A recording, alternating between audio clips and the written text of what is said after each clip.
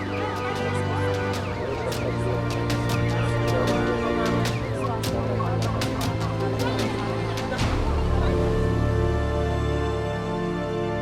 For public voice र mountain टेलिभिजनको सहकार्यमा हामीले विभिन्न एपिसोडहरू गर्ने क्रममा आज हामी तेस्रो श्रृङ्खलाको कन्क्लुडिङ सेसनमा छौँ र म यहाँहरूलाई स्वागत गर्न चाहन्छु।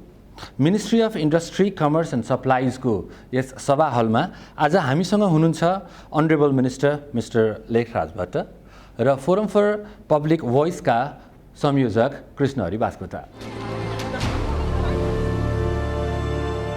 अब म नेपालमा कोरोनाको कहरभित्र चुस्त र दुष्ट आपूर्ति व्यवस्था सम्बन्धी बहसका सुझावहरू प्रस्तुत गर्छु।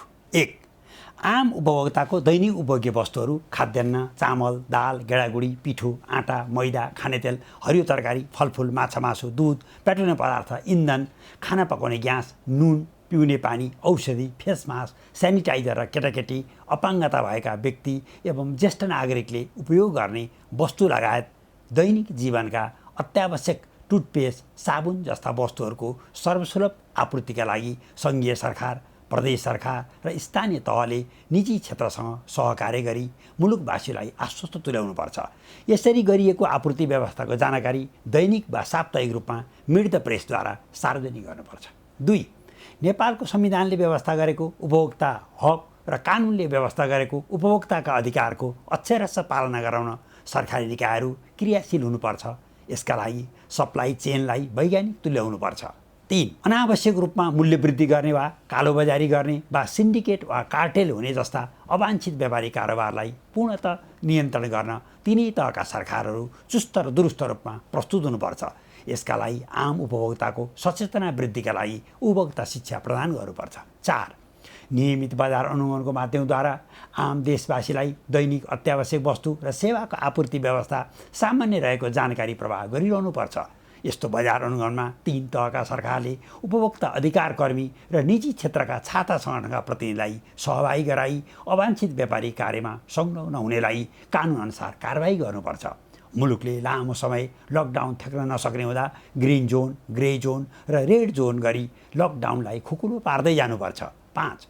आम जनताको दैनिक उपभोग्य वस्तुको नियमित आपूर्ति व्यवस्थाका लागि भन्सार नाकाहरूबाट सामान जाँचपास हुने, आन्तरिक उत्पादनको बिना अवरोध ढुवानी हुने र लकडाउनको समयमा तोकिएको समय र स्थानमा अत्यावश्यक वस्तुहरूको सहज आपूर्ति हुने सुनिश्चितता कायम गर्नुपर्छ। यसका लागि उद्योग वाणिज्य तथा आपूर्ति मन्त्रालयले सम्बन्धित सरकारी निकायहरू, प्रदेश सरकार, स्थानीय तह, उपभोक्ता अधिकार कर्मी र निजी क्षेत्रसँग निरन्तर सहकार्य हुने प्रबन्ध गर्नुपर्छ। साथै बिचौलियाहरूको व्यवस्थापन पनि गर्नुपर्छ। 6. यस विषम परिस्थितिमा पनि उपभोक्ता संरक्षण ऐन 2075 बमोजिम आम नेपालीलाई आवश्यक वस्तु र सेवामा सहज पहुँच, स्वच्छ प्रतिस्पर्धात्मक मूल्यमा गुणस्तरीय वस्तु वा सेवाको निर्बाध छनौट, वस्तु वा सेवाको मूल्य, परिणाम, शुद्धता, गुणस्तरसँग सुनिश्चित हुने, कुनै पनि अनुचित व्यापारिक क्रियाकलाप विरुद्ध कानुनी कारबाही हुने, हानि नोक्सानीमा क्षतिपूर्ति पाउने र सुनवाई हुने लगायतका हकको प्रचलनमा सम्बन्धित निकायहरूले जिम्मेवारीपूर्वक काम गर्ने प्रत्याभूति दिनुपर्छ। 7. आम उपभोक्ताले हासिल गर्ने सेवाहरू विद्युत, खानेपानी, टेलिफोन, सूचना प्रविधि, स्वास्थ्य, चिकित्सा सेवा, शिक्षा तथा परामर्श, कानुनी, इन्जिनियरिङ लगायत ढल निकास, बैङ्किङ वा यस्तै प्रकृतिका अन्य सेवाहरू सर्वसुलभ रूपमा गुणस्तरसहित सुपथ मूल्यमा उपलब्ध गराउन सरकार, सम्बन्धित सेवा प्रदायक निकाय र पेसाविद व्यक्तिहरूले सार्वजनिक प्रतिबद्धता व्यक्त गरी सोही अनुसार सेवा प्रवाह गरी आम उपभोक्तामा पूर्ण सन्तुष्टि प्रदान गर्नुपर्छ। अब म कोरोना कहरमा बजार अनुगमनको चुस्तता सम्बन्धी बहसका सुझावहरू प्रस्तुत गर्दछु। 1. नेपालको संविधान र उपभोक्ता संरक्षण ऐनले आम उपभोक्तालाई प्रदान गरेको अधिकारको पूर्ण पालनाका लागि घनीभूत रूपमा बजार अनुगमनको प्रबन्ध गर्नुपर्छ। साथै सम्भव भएसम्म सबै वस्तु र सेवाको मापदण्डसहितको गुणस्तर तोक्ने कामलाई व्यापकता दिनुपर्छ। 2. आम उपभोक्ताको हित संरक्षण गर्न जारी भएका कानुनहरूको प्रभावकारी कार्यान्वयन गरी आम उपभोक्तामा सुनिश्चितता प्रदान गर्नुपर्छ। 3. कोभिड-19ले निम्ति आएको विषम परिस्थिति लगायतको असहज व्यवस्थामा पनि आम उपभोक्ताले दैनिक उपभोग्य वस्तु र सेवा निर्बाध रूपमा सर्वसुलभ ढङ्गले उचित मूल्यमा हासिल गर्न सक्छन् भन्ने वातावरण निर्माण गर्नुपर्छ। 4. आम उपभोक्ताको अधिकारलाई कुण्ठित गरी अवाञ्छित व्यापारिक कारोबार गर्ने उप हदैसम्मको कारबाही हुन्छ भन्ने विश्वास जनमानसमा दिनुपर्छ। 5. खाद्यवस्तुमा हुने मिसावटलाई नियन्त्रण गर्न कैफियत गर्नलाई कारबाही गर्नुका साथै उपभोक्तालाई सहज गराउने जानकारीहरू प्रवाह गर्नुपर्छ। 6 कानुनले व्यवस्था गरे अनुसार बिक्री स्थलमा मूल्य सूची रहनुपर्छ। बिक्री गरिने मालवस्तुमा लेबलमा खुलाउनु पर्ने विवरण खुलाएको हुनुपर्छ। आम उपभोक्तामा बिल बिजक जारी गर्नुपर्ने जस्ता कुरामा कडाई गर्नुपर्छ। 7 बजारलाई उपभोक्ता अनुकूल चुस्त र दुरुस्त राख्न सङ्घीय सरकार, प्रदेश सरकार र स्थानीय तहबाट नियमित रूपमा बजार अनुगमन हुने प्रबन्ध गर्नुपर्छ। यस अतिरिक्त बजार अनुगमनमा उपभोक्ता अधिकार कर्मीहरूलाई पनि सहभागी गराउने, नेपाल गुणस्तर चिन्ह लिने व्यवसायीलाई अतिरिक्त सुविधा दिने, स्वच्छ पसलको पहिचानका लागि स्टिकर टाँस्ने, मिसावट पहिचान गर्न उपभोक्ता शिक्षा दिने, सेवाको गुणस्तर तोक्ने र कानुनको पालनामा जोड दिनुपर्छ। अब म नेपालको कृषि उत्पादन नेपालीको घर भान्सामा पुर्याउने अवसर सम्बन्धी बहसका सुझावहरू प्रस्तुत गर्दछु। 1 नेपालका किसानले उत्पादन गरेको कृषि सामग्री नेपाली उपभोक्ताले उपभोगको अवसर प्राप्त गर्ने गरी सरकारका तर्फबाट ढुवानी, गुणस्तर नियन्त्रण, मूल्य लगायतमा रहेका सबै अवरोधहरूलाई सम्बोधन गर्ने नीतिगत व्यवस्था गर्ने विषयलाई अति उच्च प्राथमिकता राख्नुपर्नेछ।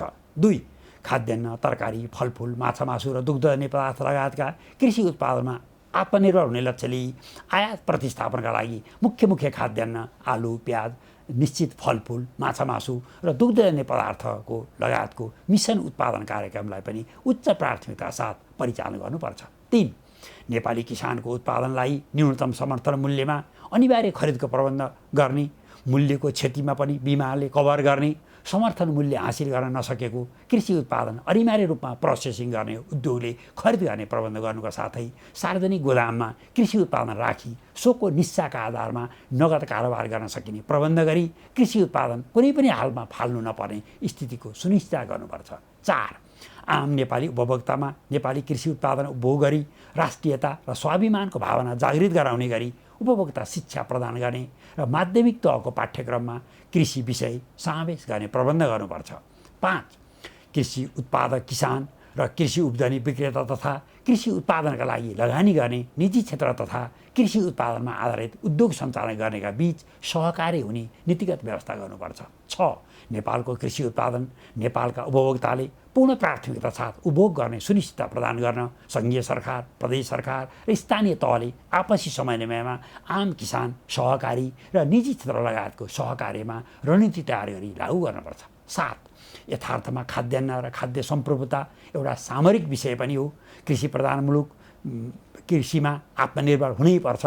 यसर्थ यस एजेन्डालाई राष्ट्रिय एजेन्डाका रूपमा स्वीकार गरी तिनै तहका सरकारले आफ्नो साधन स्रोत र शक्तिले भ्याएसम्म जतिसक्दो छोटो समयमा मुलुकलाई तोकिएका मुख्य कृषि उत्पादनमा आत्मनिर्भर तुल्याउनुपर्छ। यस अतिरिक्त कृषि उत्पादनलाई उपयुक्त ढङ्गले ढुवानी गर्ने व्यवस्थाका साथै प्रोसेसिङमा जोड दिई उत्पादित वस्तु खेर जान नदिने व्यवस्था गर्नुपर्छ। अब म नेपालमा खाद्यवस्तु र औषधिको स्वच्छता र सहज उपलब्धता सम्बन्धी बहसका सुझावहरू प्रस्तुत गर्दछु। 1 आम मानिसको जीवनसँग सम्बन्धित औषधिको सर्वसुलभ आपूर्ति हुनुपर्छ। मूल कुरो जनसुरक्षित, असरयुक्त र गुणस्तरीय औषधि उत्पादन र पैठारी गरी आम जनस्वास्थ्यको रक्षा गर्न सरकार सदैव चनाखो रहनुपर्छ।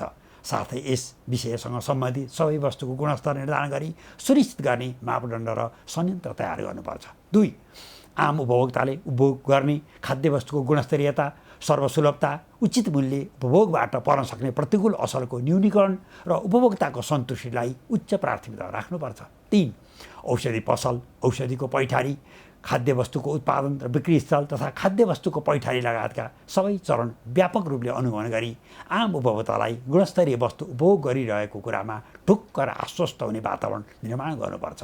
यस्तो बजार अनुगमनको कार्यमा उपभोक्ता अधिकार कर्मीहरूको पनि प्रतिनिधित्व हुनुपर्छ। 4 बजारमा बिक्री हुने सबै औषधिजन्य वस्तु र खाद्यवस्तुमा लेबल टाँस भएको सुनिश्चित गर्नुपर्छ। यस्तो लेबलमा उत्पादकको विवरण, वस्तुको मिश्रणको विवरण, गुणस्तर र वस्तु उपभोग गर्ने विधि, वस्तुको batch number, date of expiry, guarantee, warranty, अपनाउनु पर्ने सावधानी, अधिकतम खुद्रा मूल्य लगायतको सूचना अनिवार्य हुनुपर्छ। यस्तो बजार अनुगमन स्थानीय तहबाट पनि हुनुपर्छ। 5 औषधिजन्य वस्तु र खाद्यवस्तुमा मिसावट गर्ने, गुणस्तरहीन वस्तु बिक्री वितरण गर्ने, भ्रमपूर्ण विज्ञापन लगायतका कुनै पनि अवांछित व्यापारी कारोबार गर्ने उप नियामक निकायले हदैसम्मको दण्ड जरिवाना गर्नुपर्छ।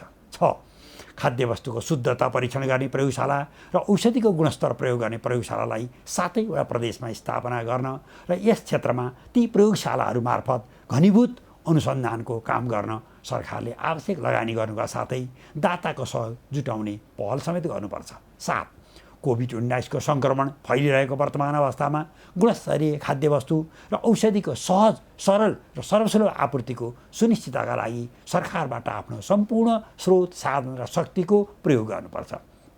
साथै यस काममा निजी क्षेत्रको पनि सहयोग जुटाउनुपर्छ। अब म नेपालमा औद्योगिकरणको प्रयास सम्बन्धी बहसका सुझावहरू प्रस्तुत गर्दछु। 1 नेपाललाई औद्योगिकरणमा रूपान्तरित गर्न सरकारले उद्योग क्षेत्रमा आन्तरिक र बाह्य लगानी भित्र्याउन सम्भव भएसम्मका सबै पहल गर्नुपर्छ। साथै उद्योग क्षेत्रका लागि प्रदान गरिएका छुट सुविधालाई समय सापेक्ष निरन्तर वृद्धि गर्दै लैजानुपर्छ। यसरी मुलुकमा लगानीको वातावरण निरन्तर बनाउनुपर्छ। 2 कोभिड-19 कारण थला परेका उद्योग सञ्चालनमा नेपाल सरकार र नेपाल राष्ट्र बैङ्कले निजी क्षेत्रको कुरालाई गम्भीरतापूर्वक सुनि आवश्यक सहयोग उपलब्ध गराउनुपर्छ। साथै औद्योगिक जमिन छुट्याई सो जमिनमा उद्योग सञ्चालन गर्न वातावरण प्रभाव अध्ययन गरिरहनु नपर्ने प्रणाली लागू गर्नुपर्छ। 3 नेपालमा सञ्चालित उद्योगहरू फुल क्यापासिटीमा सञ्चालन हुनुपर्छ। यसका लागि मजदुर र कच्चा पदार्थको उपलब्धता एवं बजारको सुनिश्चितताका लागि सरकार लगायत सबैले आफ्नो क्षेत्रबाट खुल्ला हृदयले सहयोग गर्ने वातावरण सिर्जना गर्नुपर्छ।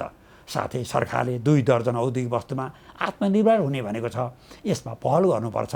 यस अतिरिक्त कानुनी स्थिरताको स्थिति सिर्जना गर्नुपर्छ। 4 सम्भव हुनेसम्मका उद्योग प्रशासनका कार्यलाई नियमनको क्षेत्रबाट हटाई खुकुलो तुल्याउनुपर्छ। स्थानीय बासिन्दाले पनि उद्योगको प्रवर्धनमा सघाउनुपर्छ। उद्योगको क्षमता अभिवृद्धिमा सरकारबाट हरेक छुट सुविधाको लागि सहजीकरण गर्नुपर्छ। 5 वैदेशिक लगानी, आन्तरिक लगानी र गैर आवासीय नेपालीको लगानीलाई स्वागत गरिनुपर्छ। सरकारले नेपाललाई लगानीको गन्तव्यको रूपमा विकास गर्न प्रत्येक 3 वर्षमा लगानी सम्मेलन गर्नुका साथै हरेक वर्षको बजेटमा लगानी आकर्षण गर्ने प्याकेज घोषणा गर्नुपर्छ। साथै औद्योगिक उत्पादनको नाफाको सुनिश्चितता, खुल्ला सरकारी तथ्याङ्क, पेटेन्ट राइट्स, ब्रान्डिङ, कपिराइट, नक्कली उत्पादनमा कारबाही, बौद्धिक सम्पत्तिको सुरक्षा, ट्रेडमार्क दर्ता लगायतमा संवेदनशील हुनैपर्छ। 6 सबै प्रदेश सरकारले औद्योगिक क्षेत्र, विशेष आर्थिक क्षेत्रको पूर्वाधार निर्माण गर्नुका साथै औद्योगिक प्रदर्शनी स्थलको व्यवस्था गर्नुपर्छ। यसै गरी सबै 753वटा पालिकाले लघु उद्योग ग्राम स्थापना गर्नुपर्छ। साथै स्वदेशी वस्तु 15% महँगो भए पनि खरिद गर्ने र रु 25 लाखसम्मको वस्तु सोझै बजारबाट खरिद गर्न सकिने प्रावधानको दायरा फराकिलो पार्नुपर्छ। 7 लक्षितसम्मको माध्यमबाट नेपालमा लघु, साना र मझौला उद्योग स्थापना गराउन च्यालेन्ज फन्ड लगायतको प्रबन्ध गर्नुपर्छ। स्वरोजगार र सहकारीको माध्यमबाट पनि कृषि उत्पादनमा आधारित प्रोसेसिङ गर्ने लगायतका उद्योग सञ्चालनमा ल्याउनुपर्छ। नेपाली उद्योगका उत्पादनको बजार सुनिश्चित गरी आयात प्रतिस्थापन गर्नुपर्छ। साथै नेपाली उत्पादन निकासी समेत वृद्धि गर्ने रणनीति लागू गर्नुपर्छ। यस अतिरिक्त कस्ट अफ बिजनेस, कृषि उत्पादनमा आधारित उद्योग स्थापना र औद्योगिक पूर्वाधारमा निजी क्षेत्रको फरक माग पूर्ति हुने प्रबन्ध सुनिश्चित गर्नुपर्छ। अब म नेपालमा लगानीको वातावरण किन बनेन भन्ने सम्बन्धी बहसका सुझावहरू प्रस्तुत गर्दछु। 1 नेपालमा औद्योगिक क्षेत्रको विकासका लागि आन्तरिक र बाह्य लगानी आकर्षण गर्ने गरी छुट सुविधाको प्याकेज घोषणा गर्नुपर्छ। यसका लागि औद्योगिक व्यवसाय ऐन 2075मा संशोधन गरी उद्योग स्थापना गर्न उत्प्रेरित हुने र लगानीकर्ताको दृष्टिमा छुट सुविधाको अनुभूति हुने प्रावधान समेट्नुपर्छ। आयकर लगायतका ऐनसँग बाजिएका बुदा पहिचान गरी संशोधनको पहल गर्नुपर्छ। 2 नेपालको पहिचान निर्माण गर्न गरेका गलैँचा, गार्मेन्ट, पस्मिना, हस्तकलाका सामग्री, नेपाली कागज, जडीबुटीका उद्योग स्थापनामा प्राथमिकता केन्द्रित गर्नुका साथै नेपाललाई आफ्नो उत्पादन मार्फत आत्मनिर्भर तुल्याउन सफल सिमेन्ट उद्योग, चिनी उद्योग, डन्डी उद्योग लगायतमा सहजै लगानी जुट्ने कानुनी व्यवस्था र उद्योग मैत्री वातावरण निर्माण गर्नुपर्छ। साथै यस क्षेत्रमा दक्ष जनशक्ति उत्पादन गर्नुपर्छ। 3 नेपालमा उद्योग मैत्री स्थिति सिर्जना गर्न उद्योगको कच्चा पदार्थ आयातमा भन्सार दरबन्दी लगायतका अवरोध हटाउनुका साथै मुलुकमा जारी भएको औद्योगिक नीतिले जागृत गरेको सकारात्मक सन्देशलाई कानुनमा रूपान्तरित गर्नुपर्छ। साथै औद्योगिक तथ्याङ्कको दुरुस्तताका लागि उत्पादक सङ्घहरूलाई जिम्मेवार तुल्याउनुपर्छ। 4 मुलुकलाई औद्योगिकरणमा रूपान्तरित गर्ने हाम्रो लक्ष्य प्राप्तिका लागि उद्योग वाणिज्य तथा आपूर्ति मन्त्रालय, लगानी बोर्ड र अन्य मन्त्रालय बीच लगानीका सम्बन्धमा एकमत हुने सुनिश्चितताका लागि आवश्यक गृह कार्य गर्ने, उपयुक्त संयन्त्र निर्माण गर्ने र कानुनमा संशोधन गर्न उत्साह प्रदान गर्नुपर्छ।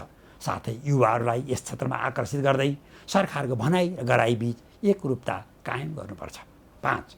हामीले नेपाली उद्योगको उत्पादनको बजार सुनिश्चित गर्न सेफगार्डमा एन्टी डम्पिङ र काउन्टर भ्यालेन्स ड्युटीलाई निजी क्षेत्रसँग परामर्श गरी उपयोगमा ल्याउनुपर्छ।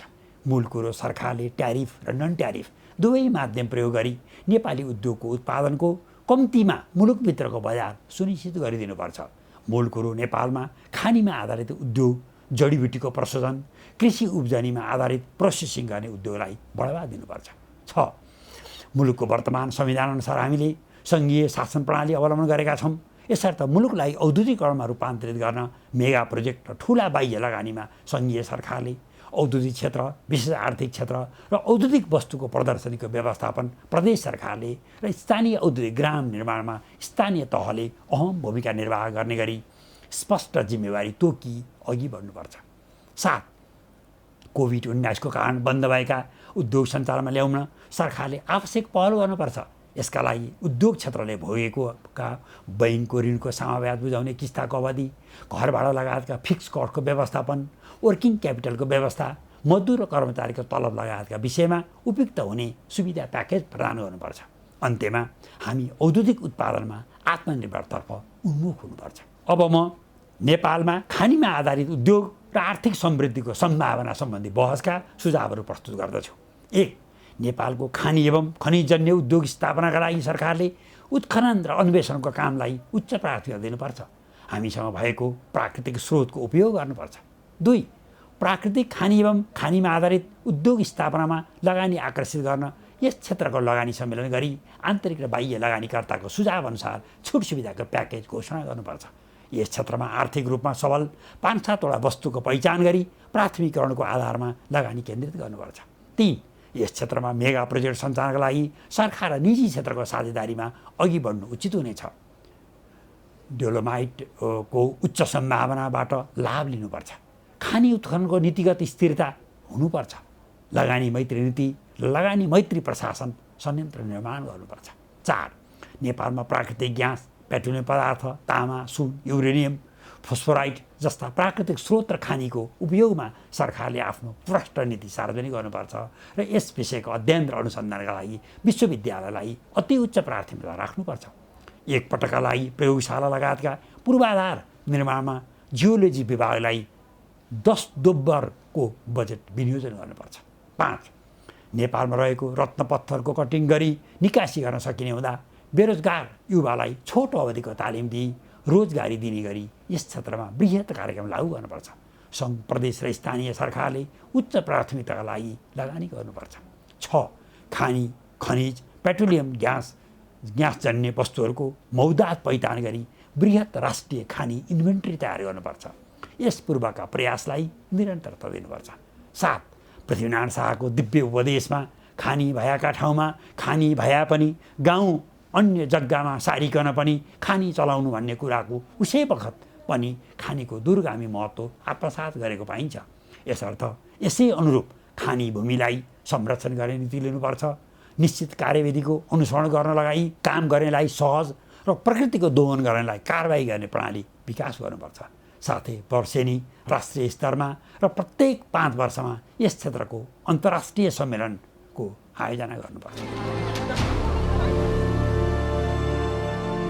आजको कार्यक्रमलाई सुरु गर्नको लागि यस फोरम फर पब्लिक भोइसका विभिन्न एपिसोडहरूमध्ये यसपालि हामीले गरेको आपूर्ति, व्यवस्थापन र औद्योगिकरण लगायतका विभिन्न इम्पोर्टेन्ट टपिकहरूमा के कस्तो रह्यो भन्ने कुराको सानो इन्ट्रोडक्टरी रिमार्क्सको लागि म संयोजक कृष्णहरि बास्कोटालाई अनुरोध गर्छु। मान्य मन्जु, हामीले पहिलो छलफल चाहिँ हजुरको यो कोरोना कहरको अवस्थामा आपूर्ति व्यवस्थालाई चुस्त र दुरुस्त कसरी बनाउन सक्छौँ भन्ने विषयमा वाणिज्य हेर्नुहुने उद्योग वाणिज्य तथा आपूर्ति मन्त्रालयका सचिव डाक्टर वैकुण्ठ अर्याल, यसै गरी निजी क्षेत्रका एफएनसिआईका उपाध्यक्ष शेखर गोल्छा र मानव यो उपभोक्ता अधिकारवादी ज्योति बानिया लाई राखेर छलफल गरेका थियौँ र विशेष गरी माननीय मन्त्रीको कुशल नेतृत्व र दुईजना सचिवहरूको समन्वयकारी भूमिकाको निमित्त आपूर्ति व्यवस्था साह्रै प्रभावकारी भयो भनेर धन्यवाद नै यो छलफल कार्यक्रममा आयो। विशेष गरी उपभोक्ताका 9वटा अधिकारहरू छन्। नेपाली वस्तुकै उत्पादनलाई प्रभावकारी ढङ्गले आपूर्ति व्यवस्थातर्फ हामी जानपर्छ भन्ने विषय व्यापक रूपमा छलफल आयो र विशेष गरी मिसावट, गुणस्तरीयता र आपूर्ति व्यवस्था चुस्त दुरुस्त हुनुपर्छ भन्ने नै छलफलमा आयो र अन्त्यमा निष्कर्ष स्वरूप 7वटा निष्कर्ष मान्य मन्त्रीज्यूलाई सुनाउन चाहन्छु। पहिलो कुरो त दैनिक उपभोग्य वस्तुहरूको सहज आपूर्ति व्यवस्था हुनुपर्छ। यसमा सङ्घ सरकार, प्रदेश सरकार, स्थानीय सरकारले सहकार्य गर्नुपर्छ भन्ने निष्कर्ष आएको छ। दोस्रो भनेको चाहिँ आम उपभोक्ताको संवैधानिक र कानुनी हकको पूर्ण प्रत्याभूति कार्यान्वयनमा देखिनुपर्छ भन्ने कुरो आएको छ। तेस्रो भनेको चाहिँ आम उपभोक्ताको विपरीत कुनै पनि किसिमले कालोबजारी हुनुहुन्न र आम जनतालाई नेपाल सरकारले उपभोक्ता शिक्षामा लगानी गर्नुपर्छ। चौथो सुझावको रूपमा नियमित बजारको अनुगमनको व्यवस्था गर्नुपर्छ र आम जनतालाई आफ्नो अधिकारको उपभोग गर्न पाइरहेको छु भनी सुनिश्चित दिनुपर्छ र पाँचौँमा ढुवानीको व्यवस्था निर्बाध हुनुपर्छ। यस्तो कोभिड-19 को असरको बेलामा पनि आपूर्ति व्यवस्थामा कुनै असर पर्न हुँदैन र कसैले यस्तो बेलामा गलत हरकत गरेमा त्यसलाई कानुनको हदैसम्मको दण्ड गर्नुपर्छ र अन्त्यमा यस्तो बेलामा अन्य सेवाहरू जस्तो विद्युत सेवा, खानेपानीको सेवा, ढल सेवा लगायतका सेवाहरू पनि चुस्त हुनुपर्छ भन्ने निष्कर्ष आएको छ। मान्य मन्त्रीको यसमा प्रतिक्रियाको निमित्त अनुरोध गर्छु। धन्यवाद। अब पहिलो कुरो त के हो भने यो आपूर्ति गर्ने विषय भनेको यो सङ्कटकालमा मात्र होइन, यो त हरदम गरिरहनु पर्ने नियमित प्रक्रियाभित्र पर्छ। र दोस्रो, अब कोभिड-19 को सङ्क्रमण आइसकेपछि हामीले एउटा खालको रणनीतिमा अप्नायौँ र यो टिम वर्कको कुरो हो। पहिलो कुरो यो टिम नभइकन कुनै पनि काम त्यो सफल हुन सक्दैन। त्यो भएर हामीले पहिलो हाम्रो टिम चाहिँ दुईटा सचिवज्यूहरू, विशेष गरी अब वाणिज्यतर्फको सचिव लगायत जो छ टिम, त्यसलाई राखेर हामीले छलफल गऱ्यौँ। दोस्रो, हामीले त्योसँग आबद्ध मुख्य भनेको व्यवसायी, उद्योग, व्यापार सङ्घसँग जोडिएका जो सङ्घ संस्थाहरू छन् त्यसको नेतृत्व छ, त्योसँग छलफल गऱ्यौँ। तेस्रो, हामीले के गऱ्यौँ भने फिल्डमा पनि गयौँ। हाम्रो वाणिज्य विभागको डिजी लगायतको टिमले बजारको अध्ययन गर्ने के छ, त्यसको अहिलेको अवस्था के छ, जनताको मनोविज्ञान के बनिरहेछ, उसले खोजेको के हो अहिले, त्यसलाई अध्ययन गऱ्यौँ। र एक खालको सुरुवातमा के थियो भने आतङ्क थियो र स्टोरेज गर्ने प्रवृत्ति देखा पर्यो। अब पाइन्न, सिद्धियो भन्ने थियो। अब त्यो नै मुख्य कडी थियो। त्यसलाई हामीले के गर्यौँ, चिर्नुपर्छ भन्यौँ। र अब लकडाउन यस्तो थियो कडा, अब त्यति बेला आपूर्ति गर्ने भने सहज थिएन। त अर्को पक्ष के थियो भने भारत थियो जहाँबाट धेरै चिज वस्तुहरू आयात हुन्थ्यो। त्यहाँ ब्लक हुनासाथ यहाँ निकै समस्या परिहाल्थ्यो। यी चिजहरूलाई हामीले सबै अध्ययन गरेपछि समग्रमा केन्द्रित गऱ्यौँ हामीले र अनि त्यसलाई हामीले के गर्यौँ भने यसमा मुख्य भूमिका चाहिँ अब मेन अब मन्त्रालयको त्यो टिमको नै हुन्छ। दोस्रो पक्ष भने उद्योग व्यवसायीहरू भयो। तेस्रो, उपभोक्तामा पनि एउटा विश्वास पैदा गरायौँ हामीले, अब कुनै अभाव हुन्न है। र तेस्रो, सम्बन्धित हाम्रा सङ्घ संस्थाहरू, विशेष गरी हाम्रो नेपाल खाद्य व्यवस्था व्यापार कम्पनी लिमिटेड, साल ट्रेडिङ, यसको नेतृत्वलाई बोलाएर हामीले के गर्यौँ भने ल तपाईँहरूले बजारमा हस्तक्षेप गर्नुपर्छ। र अझ महत्त्वपूर्ण भूमिका कसले खेल्यो भने वाणिज्य विभागले र त्यसको नेतृत्वले। त्यो तपाईँले भने जस्तै यो अब यस्तो बेला हरेक मुलुकमा चाहे त्यो सङ्कटकाल होस्, चाहे युद्ध होस् या अरू परिस्थिति सिर्जना भएको बेला टाउको उठाउँछ त्यो प्रवृत्तिले, कालोबजारी या मुनाफाखोरी। अब त्यसलाई चाहिँ हामीले नजिकबाट यसरी निहाल्यौँ र म र सचिवज्यूको टिम एकातिर हिँड्यौँ मेरै नेतृत्वमा, अर्कोतिर वाणिज्य महानिर्देशकको नेतृत्वमा त्यो गयो, त्यहाँ पनि डिभिजन। र अर्को हामीले औषधि व्यवस्था विभागलाई पनि स्वास्थ्य मन्त्रालयसँग समन्वय गऱ्यौँ, त्यहाँ पनि हामी त्यसलाई पनि लियौँ। अर्को कृषि मन्त्रालयलाई, जोसँग समन्वय गर्नु पर्थ्यो मुख्यतः गृह मन्त्रालय अझ त्यसलाई गर्दाखेरि हामीले ढुवानीलाई पनि ढुवानी जुन यातायात ट्रक व्यवसायी महासङ्घ छ अब त्यसको सौभाग्य भन्नुहोस् अब उहाँहरूले यातायात मन्त्री थिए उहाँ जमानामा अब त्यति बेलाको उहाँहरूले मलाई चाहिँ सल्लाहकार राख्नु भएको रहेछ अनि उहाँहरूलाई बोलाएर मैले सल्लाहकारको हैसियतले ल यति बेला मुनाफा होइन घाटा खाएर पनि तपाईँहरूले आम जनताको सेवा गर्नु पर्छ भोलिको दिनमा राज्यले तपाईँहरूलाई के गर्नुपर्छ त्यो हामी तयार छौँ भन्यौँ यसले के भयो भने सबैतिर एउटा विश्वास पैदा भयो र मुख्य हाम्रो टिममा एउटा विश्वास पैदा भयो टिमवर्क जो सामूहिक रूपमा हामीले गऱ्यौँ हरेक दिन छलफल गरेका छौँ र अनि हामी टिम अनि बजारदेखि लिएर कहाँ कहाँ जानुपर्छ त्यहाँ गएका छौँ यसले चाहिँ चुस्त दुरुस्त भयो विशेष गरी यो उसमा चाहिँ नेपाल आयल निगम अझ उद्योग ग्यासमा अलि जनता त्रसित थियो हामीले इन्डियन गभर्मेन्टसँग त्योसँग समकक्षीसँग पनि कुराकानी गरेर यति भित्राइदियौँ कि अहिले पनि त्यो व्यापारीहरू हाम्रो बिक्री भएको छैन भन्ने स्थिति आयो यसले चाहिँ आपूर्ति सहज रूपमा गएर यो बिचमा गडबडी गर्नेहरू चाहे जुनसुकै शक्ति केन्द्रसँग जोडिएको होस् या उसले आफूलाई मलाई कसले के गर्न सक्छ भन्ने त्यो मनोवृत्तिलाई पनि हामीले परास्त गर्दैछौँ त्यो भने अब ठुल्ठुला उद्योगीहरू तपाईँको नाम आयो तिनलाई पनि कानुनी दायरामा ल्याएर हामीले थुन्नसम्म पछि परेनौँ जरिवाना परको कुरो भयो हामीले के भन्यौँ भने अब बढी गऱ्यो भने 5 वर्ष कैदमा पनि राख्न सकिन्छ अब दायाँमा होइन भनिसकेपछि एउटा सहयोगी भावना अर्को डर त्यो दुईटै चिजहरूले काम गर्यो र व्यवस्थित ढङ्गले अहिले पनि यो चाहिँ आपूर्ति भइरहेछ र अर्को यसको पाटो के हो भने अब यो हामीले किन पुर्याउन सकेनौँ भन्दा देशैभरि पुर्यायौँ तर एउटा प्रश्न उठिरह्यो किसानको खेतबाट यहाँ बजारसम्म आएन तर इन्डियाको तरकारी आयो भनेर हाम्रो समितिमा पनि बारम्बार अब सांसदहरूले पनि उठाइरहेको कुरो र तर हामीले के गर्यौँ भने सचिवज्यूकै नेतृत्वमा उहाँले पहल गर्नुभयो अनि सहकारीहरूलाई त्योसँग सम्बद्ध स्थानीय निकायलाई पनि परिचालन गरेर हामीले बजारसम्म किसानको तरकारी पनि ल्यायौँ तर अलिकति भ्रम कहाँ छ भने यो किसानको तरकारी यहाँ आएन उत्पादन खेर गयो भन्ने हाम्रो डिमान्ड र उत्पादनमा धेरै अन्तर छ त्यो भएर हामीले आयात गर्नै पर्ने कुरो हामी बिर्सेर अलिकति त्यसलाई बढी मिडियाले उचाएको कुरो पनि छ हिजो के थियो भन्दा किसानको बिचमा एउटा बिचौलिया व्यापारी थियो त्यसले कहाँ ल्याउँथ्यो भन्दा त्यसले कालीमाटीसम्म पुर्याउँथ्यो अथवा बजारसम्म ल्याउँथ्यो त त्यो बिचौलिया कोभिड-19 भएपछि घरभित्र क्वारेन्टाइनमा बस्यो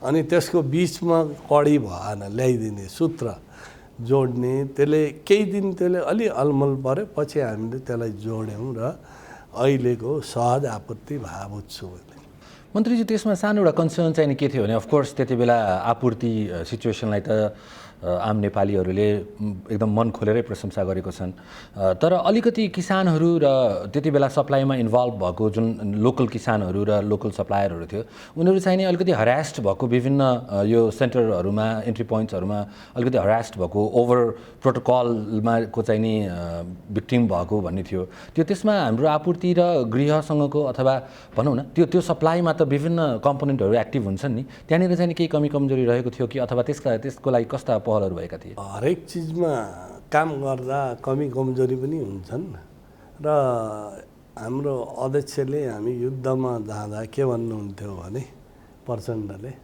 जसले धेरै काम गर्छ त्यही कमी कमजोरी पनि धेरै हुन्छन् जसले केही गर्दैन त्यसको एउटै कमजोरी हुन्छ केही नगर्ने अनि हाम्रो उद्योग वाणिज्य आपूर्ति मन्त्रालय सबैभन्दा अग्रमोर्चामा थियो त्यतिखेर रूप पक्षमा के देखिन्थ्यो भने गिर देखिन्थ्यो सारमा त सबैभन्दा अग्रपङ्क्तिमा को थियो भने उद्योग वाणिज्य आपूर्ति मन्त्रालय थियो र अलिकति गिराको र हाम्रो समन्वय त भइरहेको थियो, त्यहाँ कमी होइन। अब उहाँहरूको तल सर्कुलेट हुँदाखेरि के हुन्छ भने त्यो फौजी उसको कमान्डरले बिहान रोल कल गर्दा के आदेश दियो त्यही अनुसार त्यो सिपाहीले पालना गर्छ। त्यहाँ अलिकति मिस भएको, कमजोरी भएको, त्यसलाई हामीले दैनिक पहल गरिरहेथ्यौँ। जहाँ समस्या आउँथ्यो हामीले जस्तो हाम्रो राष्ट्रिय गौरवका योजनाहरूमा पनि त्यो निर्माण सामग्रीहरू अथवा मजदुरहरू कहाँबाट कहाँ पुर्याउनुपर्छ त्यो पनि पुर्यायौँ, निर्माण सामग्री पनि पुर्यायौँ। र तपाईँले भने जस्तो अलिकति कडी टुटिया चाहिँ के हो भने मैले अघि नै भने यो बिचमा अलि किसान र उसको बिचमा तपाईँले सुरुमा हेऱ्यो भने जब कोभिड-19को सङ्क्रमण भयो, लकडाउन भइसकेपछि हाम्रो स्वास्थ्य कर्मीहरू पनि आतङ्कित थिए है, डक्टरदेखि लिएर सबै। हाम्रो आतङ्कबाट बचेको एउटै थियो को भन्दा यो नेपाल प्रहरी, सेना, सशस्त्र प्रहरी र उद्योग वाणिज्य आपूर्ति मन्त्रालयको यो नै टिम थियो। त्यो जहाँ पनि पुगेको थियो, जे पनि गरेको थियो आवश्यकतामा, निर्देशनमा भने त्यो भित्र गर्दा गर्दै केही कमी कमजोरीहरू रहनु स्वाभाविकै हो। र त्यो कमी कमजोरी कहाँ कहाँ रह्यो हामीले समीक्षा गरेर तुरुन्तै हटाउने प्रयत्न पनि गरे हो। अन्डर मिनिस्टर, यसमा अर्को एउटा प्रश्न चाहिँ नि प्राइभेट सेक्टर र गभर्मेन्टको जुन यसपालिको सहकार्य रह्यो त्यो चाहिँ नि एकदम उदाहरणीय पनि रहेको छ। भनेपछि अब प्राइभेट सेक्टरलाई गभर्मेन्टले हेर्ने दृष्टिकोणमा अलिकति केही परिवर्तन अथवा यस्तो खाली क्राइसिसहरूमा प्राइभेट सेक्टरसँगको सहकार्यले पनि काम गर्छ भन्ने, अथवा कतिको चाहिँ नि प्राइभेट सेक्टरलाई अप्रिसिएट गर्न चाहनुहुन्छ यो होल सक्सेस स्टोरी? होइन, यो प्राइभेट सेक्टर भनेको त्यो अभिन्न अङ्ग हो यो मन्त्रालयको। त्यसलाई अलग गरेर हामी सफल हुँदैन थियौँ।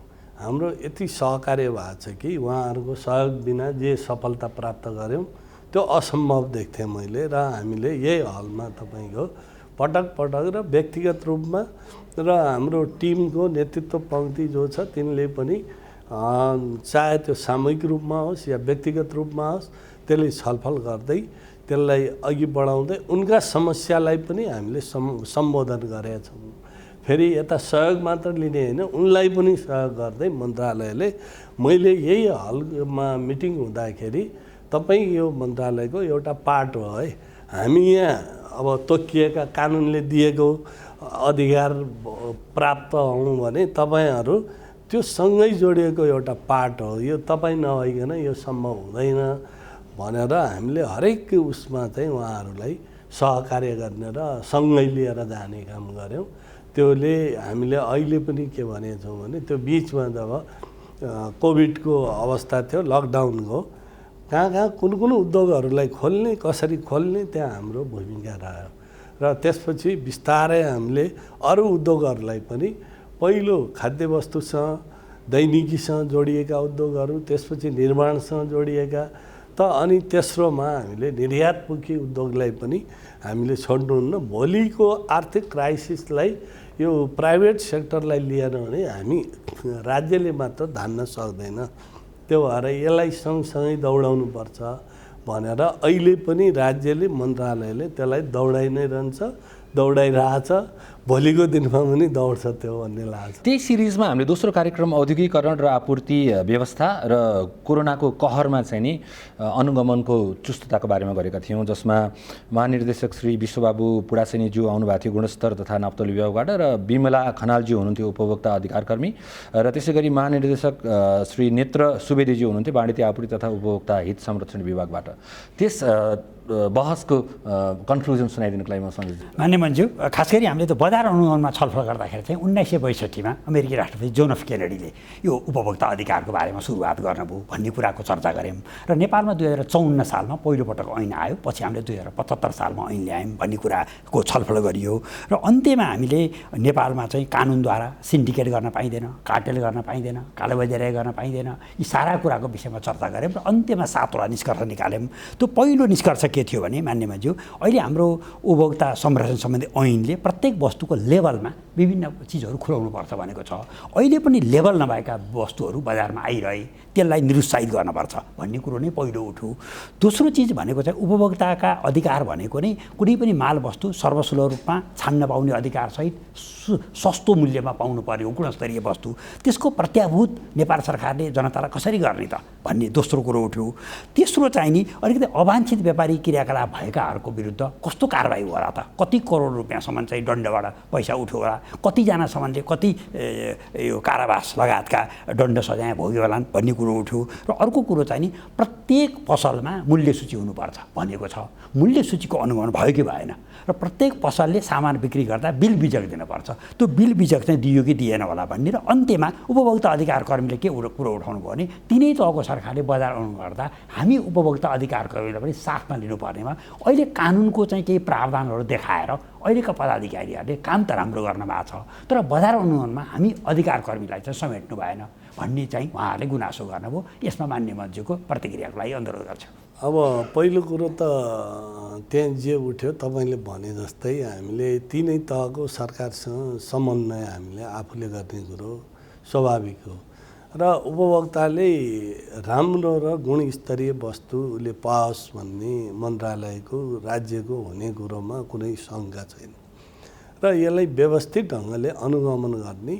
र मैले हाम्रो सचिवज्यू वाणिज्य सचिवसँग सँगै लिएर जाँदा हरेक मैले लेभलहरू त्यहाँ हेर्ने, देखाउने, अध्ययन गर्ने हामीले गरेका छौँ, र देशैभरिको जिल्ला प्रमुखहरूलाई हामीले चाहिँ यो चाहिँ गरिदिनु होला है भनेर हामीले समन्वय गरेका छौँ, र गिरह मार्फत निर्देशन पनि हामीले पठाउन लगाएका छौँ। र अहिले बजारमा केही समस्याहरू जस्तो अहिले केही प्याकेजिङहरू अलि त्यो त्यति गुणस्तरीय नभएको अथवा लेभल नभएको केही भेटिने कुरो स्वाभाविक हो। अहिले चाहिँ अब हामीले अन्य विकसित मुलुकको जस्तो एकैचोटि खोजेर पनि हुँदैन, त क्रमशः हामी त्यो बाटोमा गइरहेछौँ भन्ने कुरो हो। र यो बिचमा हामीले जरिवाना लगभगै ठुलो उसमै सङ्कलन भएको छ, र 3 लाखसम्म हदैसम्मको जरिमाना गरेका छ जहाँ कमजोरी भेटिया छ। त्यसपछि अब हामीले मुद्दा पनि चलाएका छौँ, र अहिले हदैसम्मको कैद यो बिचमा अब त्यस्तो अवस्था आएन। र अलिकति हाम्रो कमजोर पाटो के हो त, हामीले समीक्षा गर्दा अब हाम्रो टिम जाँदा उसले आदेश पाएछ, निर्देशन पाएपछि गल्ती भेट्छ, तर त्यो गल्ती हुँदा उसले अलि जड जस्तो यान्त्रिक खालको ल 3 लाख भनेपछि 3 लाखै, 2 लाख भने त्यसको व्यवसाय कतिको छ, त्यो व्यापारीको हैसियत के हो, त्यो सबै उसको गल्तीको मात्रा कति हो, त्यो सबै तालमेल गरेर त्यसको समीक्षा गरेर उसले अनि बल्ल जरिमाना तोक्नु पर्नेमा अब उसले चाहिँ निर्देशन कसैलाई नछोड्नु भनेको छौँ हामीले यहाँबाट।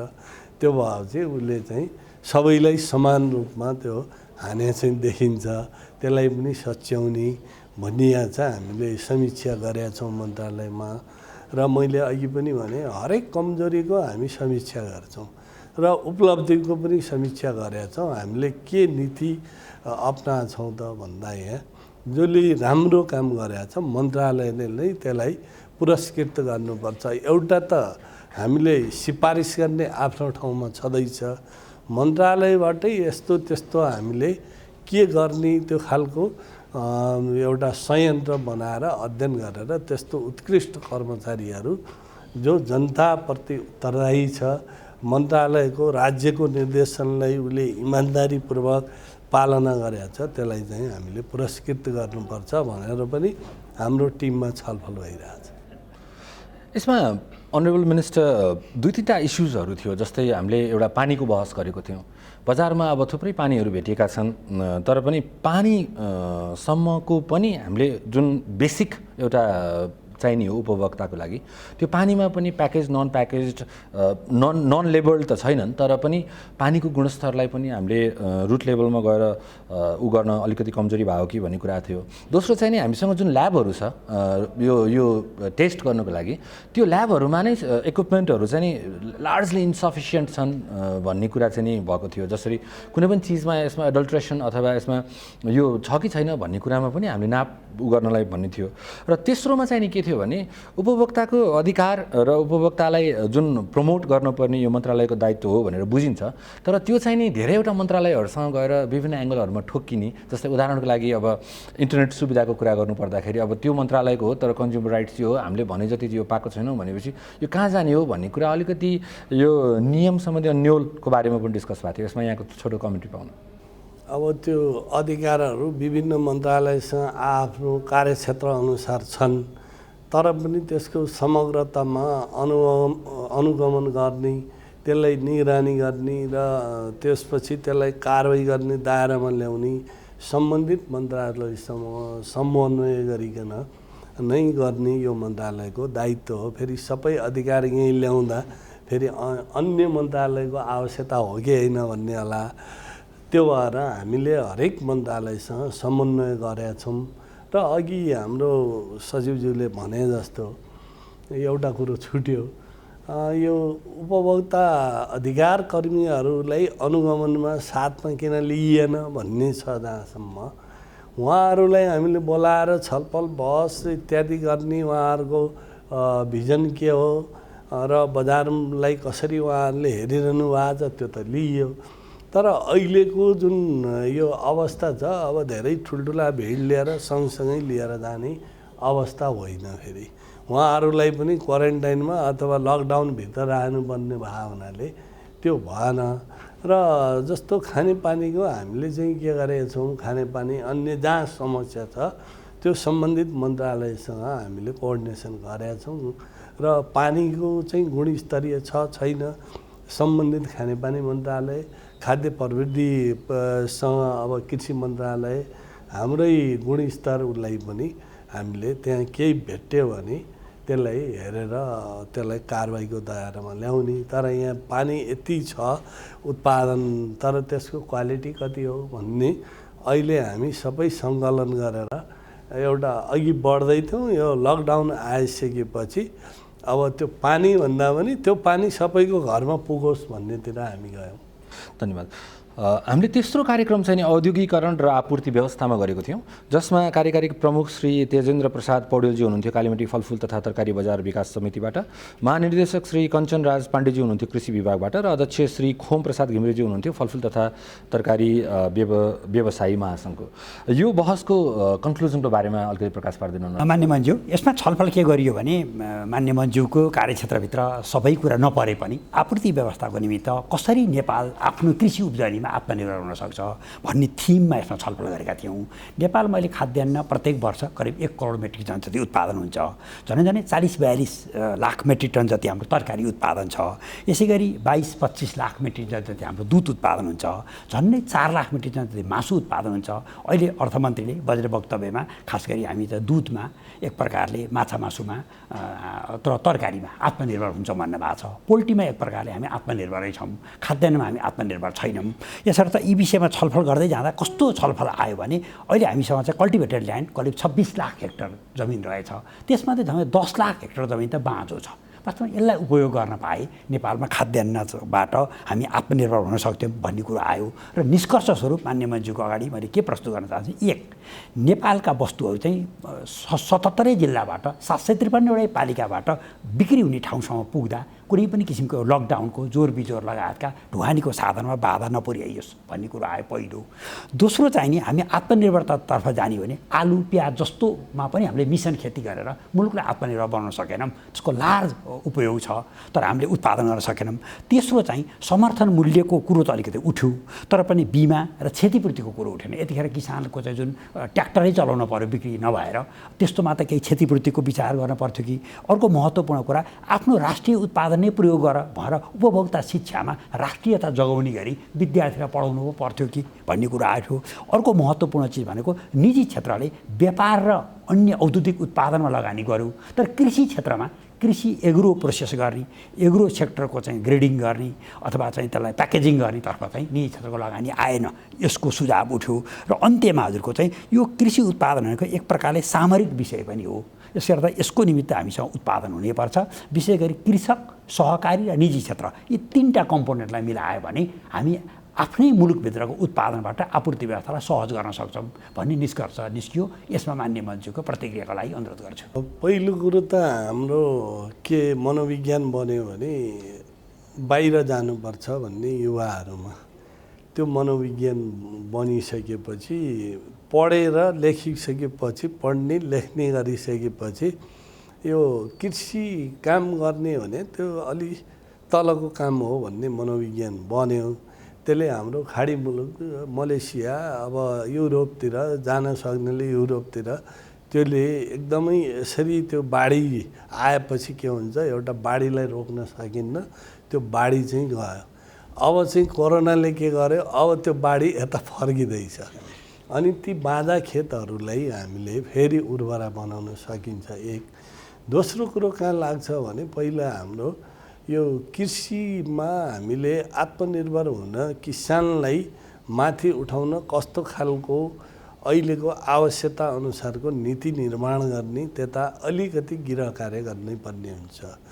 दोस्रो, यहाँ उत्पादन भएका कृषि उपजहरूलाई हामीले कसरी हेऱ्यौँ भने यो खेरमा त गएको छ भन्ने कोणबाट प्रचार भयो। मैले जस्तो पूर्व एक नम्बर प्रदेशको धेरै उत्पादनहरू कहाँ गएको देखिएको छु भने पश्चिम बङ्गालमा, इन्डियामा गएको देखिरहेको छु। र जस्तो सुदूरपश्चिमको यो बैतडी भयो, तपाईँको डडेलधुरा, यताको तरकारी उत्पादनहरू दिल्लीको त्यो सब्जी मन्डीमा गएको देखेको छु। अब यो हामीले यो देखाउन सकेनौँ जनतामा, मिडियामा। अब हामी यहाँको र हाम्रो भन्सारबाट आएका ट्रकहरू देखिरहेछौँ र हामीले चिजलाई अब जनताको बिचमा यति मेट्रिक टन आयो भनेर पनि राखिदिएका छौँ। गएको कुरो राख्न सकेनौँ। त्यो भएपछि यहाँ अलिकति भ्रम पैदा भयो। हामी खालि ल्याउने काम मात्र भएको छ, पठाउने केही पनि भएको छैन भन्ने गरेका छौँ। र अलिकति कृषि मन्त्रालयले अझ मेहनत गर्नुपर्छ। कुन भूगोलमा कस्तो प्रकारको खेती गर्ने, त्यसलाई आवश्यक तत्त्व के हो चाहिने। जस्तो अहिले पनि किसानहरूमा त्यो ज्ञान छैन। स्वयं मन्त्रालयको वैज्ञानिकहरूमा पनि अलिकति उनीहरूले त्यहाँसम्म दृष्टि नपुग्या जस्तो देख्छु मैले। जस्तो तपाईँको 1 बिघामा डिएपी कति राख्ने, अनि युरिया कति राख्ने, अथवा कम्पोस्ट गोबर मल कति राख्ने, अनि प्रारङ्गिक मल कति राख्ने, अनि जिङ्क कति राख्ने, अब यो पोटास कति राख्ने भन्ने हुन्छ त्यसको मात्रा। अनि सिँचाइ कतिचोटि गर्ने, जस्तो गहुँ बालीलाई कतिचोटि सिँचाइ गर्ने त, हरेक सिँचाइमा कति केजी 1 बिघामा युरिया राख्ने, अनि त्यो गोडमेल गर्दा कसरी गर्ने, अनि त्यहाँ औषधि प्रयोग गर्ने वा हातैले गर्ने, यी खालका किसानलाई प्रशिक्षित गर्न जरुरी छ। उसको उत्पादनलाई कसरी लिने त हामी। जस्तो हामीले तरकारी या दैनिक उपभोग्य वस्तुहरू दैनिक आज बिहान बजारमा ल्याएपछि भोलि त रहन्न, त्यो चिज सर्छ। त्यस्तोमा समर्थन मूल्य हुन्छ कि हुन्न, त्यसलाई पनि हेर्न जरुरी छ। अब यहाँ अहिले एक खालको मनोविज्ञान के छ भने सरकारले सबै वस्तु उत्पादित किसानका सबैको समर्थन मूल्य तोक्नुपर्छ भन्छ त्यसले, तर त्यस्तो हुँदैन। त सरकारले समर्थन मूल्य तोकिसकेपछि उसले बिक्री भएन भने लिनै पर्छ त्यो। त जस्तो अहिले हामीले गहुँको समर्थन मूल्य 3015 रुपियाँ गऱ्यौँ र छिमेकी मुलुकसँग पनि अब मैले धेरै के भन्ने, आफै सचिवज्यू अर्थ सचिव भएको, अर्थको ज्ञाता भए हुनाले त्यसको प्रभाव के पर्छ भन्ने कुरो त्यो सन्तुलन मिलाएर गऱ्यौँ। र हामीले नेपाल खाद्य व्यवस्था व्यापार कम्पनी लिमिटेडले गहुँलाई खरिद गर्ने भन्यो, खरिद सुरु गर्यो त्यसले। त तर हाम्रो समर्थन मूल्यले के गरे, व्यापारीले वात्तै 3500 रुपियाँ क्विन्टल उसले खरिद गरे। त्यो किसानलाई हामीले त्यो रूपमा फाइदा दियौँ। धानको समर्थन मूल्य अहिले गरिदिएका छौँ 2833 रुपियाँ। हामीले मध्यम र मोटो त्यसको 2700 कति त्यो समथिङ त्यो छ भने अहिले हामीले किसानलाई तिमी धान लगाउँदा यो मूल्य पाउँछ है भनेर ग्यारेन्टी गरिदियौँ। नेपाल सरकारले भोलिको दिनमा व्यापारीले त्यो मूल्यमा लिएन भने नेपाल सरकारले खरिद गर्छ। त्यो ग्यारेन्टी भइसकेपछि अब किसानले आफ्नो बाली म यति बिगामा अथवा यति उसमा क्षेत्रफलमा यो बाली लगाउँछु भन्छ। र अर्को अहिले हाम्रो लक्ष्य कहाँ हो त भन्दा नेपाल सरकारको जस्तो प्रधानमन्त्रीज्यूले अस्ति क्याबिनेट भने कृषि वनको ऊ चाहिँ बढीभन्दा बढी लगाउँ भन्नुभयो। त्यो पनि कहाँ भने फलफुल लगाउँ भन्नुभयो। अब फलफुलले त उत्पादन फलफुल अब बाहिरबाट ल्याउनु परेन नि त यता यो वयामा नेपाल सरकार जाँदैछ। जो आर्थिक समृद्धि र सुखी नेपाली भन्ने जे छ नारा, त्यो नारामा टेकेर हामी अहिलेको कृषि नीति बनाउँदैछौँ र हाम्रो उत्पादनलाई कुन मुलुकमा निर्यात गर्ने हो हाम्रो मन्त्रालयले पनि पहिला हाम्रो भित्र कसरी उ गर्ने। जस्तो हिजो सचिवज्यूसँग छलफल भएको थियो मेरो वाणिज्य सचिव, कैलालीमा उत्पादन गरेको धान आज कहाँ जान्छ त, पारी जान्छ त्यो। अब त्यसलाई हामीले काठमाडौँ कसरी ल्याउने त, अथवा यहाँको उत्पादनलाई जुम्लाको गेडागुडीलाई काठमाडौँ कसरी ल्याउने, नेपालगञ्ज कसरी ल्याउने। अब यो चेन हामी विकास गर्दैछौँ र त्यही पनि हामीले त्यस्तो संयन्त्रहरू स्थानीय निकाय स्थानीय सत्तासँग सहकार्य गर्ने, त्यसलाई चाहिँ हामीले जिम्मा दिने। ल तिम्रो अधिकारभित्र यो तिमीले खरिद गर बिक्री गर, त्यो सक्दैनौ भने मागी तिम्रो बिक्री नभएको वस्तु हामीलाई देऊ।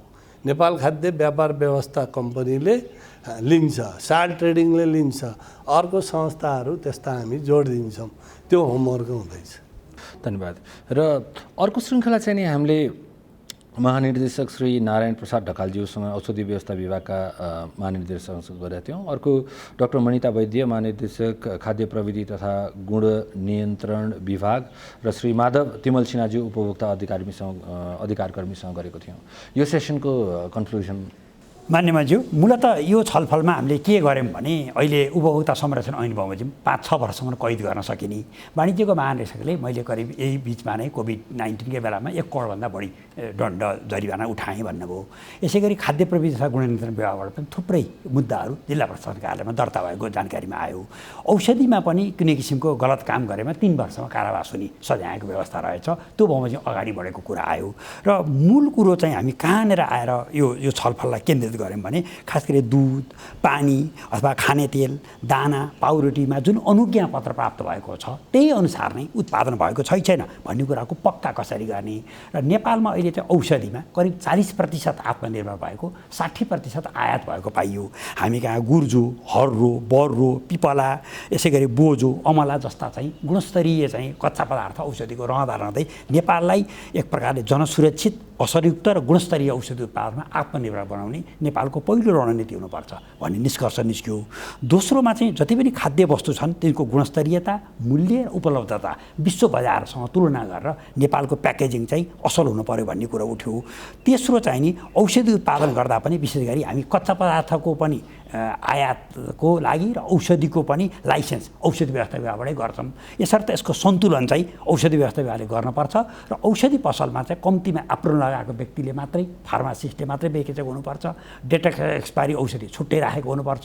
डक्टरको प्रेस्क्रिप्सन बेगर कुनै पनि हातमा औषधि बिक्री गरेको हुनुहुँदैन भन्ने कुरामा हामीले चाहिँ सुनिश्चित गर्ने कुरा बतायौँ। र अर्को महत्त्वपूर्ण चाहिँ सुझावको रूपमा यो औषधिमा चाहिँ भ्रमपूर्ण विज्ञापनहरू व्यापक रूपमा भए त्यसलाई नियन्त्रण गर्नुपर्छ।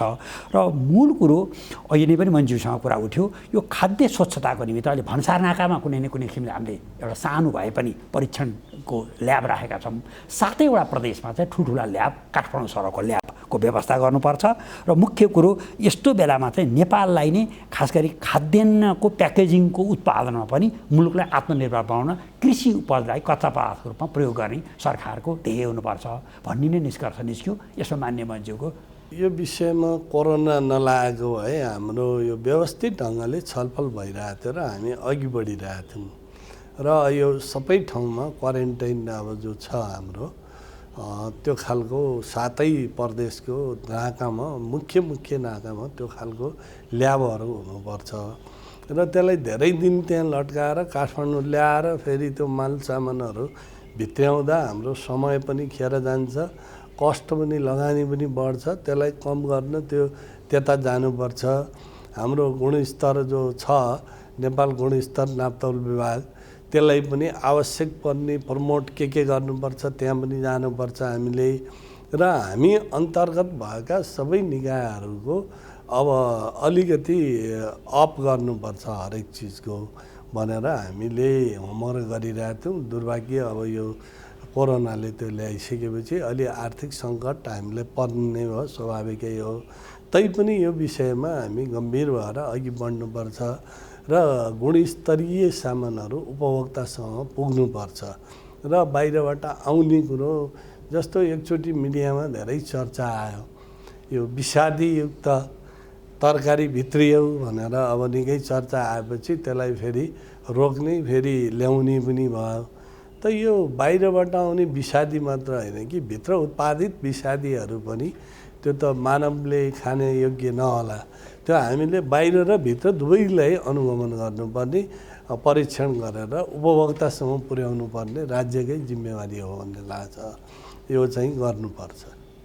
अनरेबल मिनिस्टर, एउटा इस्यु के उठेको थियो भनेदेखि यो कृषि उब्जनीहरूलाई चाहिँ नि हामीले अलिकति ब्रान्डिङ र अलिकति त्यसलाई इम्प्रोभाइज गर्नको लागि अब अरू इन्डस्ट्रीलाई गरे जस्तै खाले प्रोसिड्योर प्रोटोकलहरू चाहिँ नि अलिकति प्र्याक्टिकल हुँदैनन् कि यसको लागि चाहिँ नि हाम्रो मन्त्रालयले अलिकति नयाँ हिसाबले सोच्नुपर्छ कि कृषि सम्बन्धी उद्योगलाई चाहिँ नि अलिकति यसलाई ब्रान्डिङ गर्न अथवा यसलाई नेक्स्ट लेभलमा लैजानको लागि अलिकति इज गर्नुपर्छ कि विभिन्न कुराहरूलाई भन्ने थियो। यसमा हजुरको प्रतिक्रिया पाउनु। यो विषयमा हाम्रो के हो भने यो त कृषि मन्त्रालय र हामीले सहकार्य गरेर मात्रै हामी अघि बढ्न सक्छौँ र त्यो विशेष गरी हाम्रो उत्पादनहरू कृषिमा केही वस्तुहरूलाई नयाँ ढङ्गको ब्रान्डिङ गरेर हामीले त्यस्तो निर्यात पनि गर्न सक्ने अथवा हाम्रो आन्तरिक बजारमा पनि ल्याउन सक्ने र जस्तो अघि हाम्रो सचिवज्यूले भने जस्तै यो हामीसँग यस्तो जडीबुटीहरू छन् जो दैनिक उपभोग पनि गरिरहेछौँ र हामीले कुनै अरू एलोपेथिक औषधि पनि लिनु परिरहेको छैन। त्यो विषयमा यता पनि हामीले उसँग वनसँग पनि हामी सहकार्य गरिरहेछौँ र यता कृषिसँग पनि गरिरहेछौँ र यसलाई जस्तो अब अहिले मैले एकजना यो क्वारेन्टाइनको बिचमा लकडाउनकै बिचमा एउटा राजस्व उसको उपसचिवले 30,000 गुर्जोको ऊ चाहिँ उत्पादन गर्यो भनेर आएको थियो र अब हाम्रो मन्त्रालयमा तपाईँले हेऱ्यो भने हरेकको खल्तीमा गुर्जो छ है यो खालको र सबैले आफ्नो घरमा लगाउने पनि गरेको छ। यस्तो वस्तुको ब्रान्डिङ गर्ने कुरो, यहाँ उत्पादन गरेर प्रशोधन गर्ने कुरो जस्तो अर्को त्यहाँ मात्र होइन, हाम्रो जस्तो अहिले पश्मिना उद्योगीहरू यो गलैँचा उद्योगीहरूले बाहिरबाट ऊन ल्याउँछ। जस्तो नेपालकै उत्तरी भेगमा जहाँ भेडा पालन हुन्छ त्यो ठाउँबाट उसले उत्तरले 2000 केजीमा ऊन लाग्छ। हामीले त्यसको प्रशोधित ऊन 1 लाख केजीमा यहाँ ल्याएर फेरि पश्मिना तयार गरेर निर्यात गर्छौँ। अब हामी त्यसलाई यहीँ प्रशोधन किन नगर्ने भन्ने योजनामा हामी लागेका छौँ भने यो मुख्यतः किसानहरूको मनोबल उठाउन, कृषितिर आकर्षित गर्न यो खालको ब्रान्डिङको आवश्यकता छ।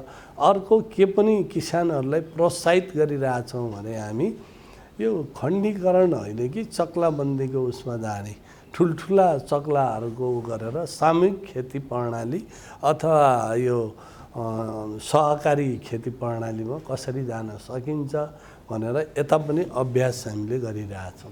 यो यहाँको जुन अरू मिनिस्ट्रीहरूसँग भइरहेको एक्सर्साइज छ यसले एउटा ट्यान्जिबल रिजल्ट चाहिँ कति टाइमसम्ममा लिएर होला? यो वर्षभित्र हामीले के अपेक्षा गर्न सकिन्छ?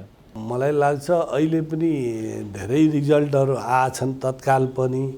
कैयौँ चिजहरू तत्कालीन रिजल्ट ल्याउने विषयवस्तु हुन्छन्, केही तपाईँको मध्यकालीन हुन्छ, केही दीर्घकालीन रिजल्ट आउने त्यो खालको योजनाहरू हुन्छन्। जस्तो अब हामीले यो मन्त्रालयले सबैभन्दा बढी होमवर्क गरेको यो चिनी उद्योग र उखु किसानको बिचमा अहिले पनि तपाईँको केही किसानहरू आइरहेछन्।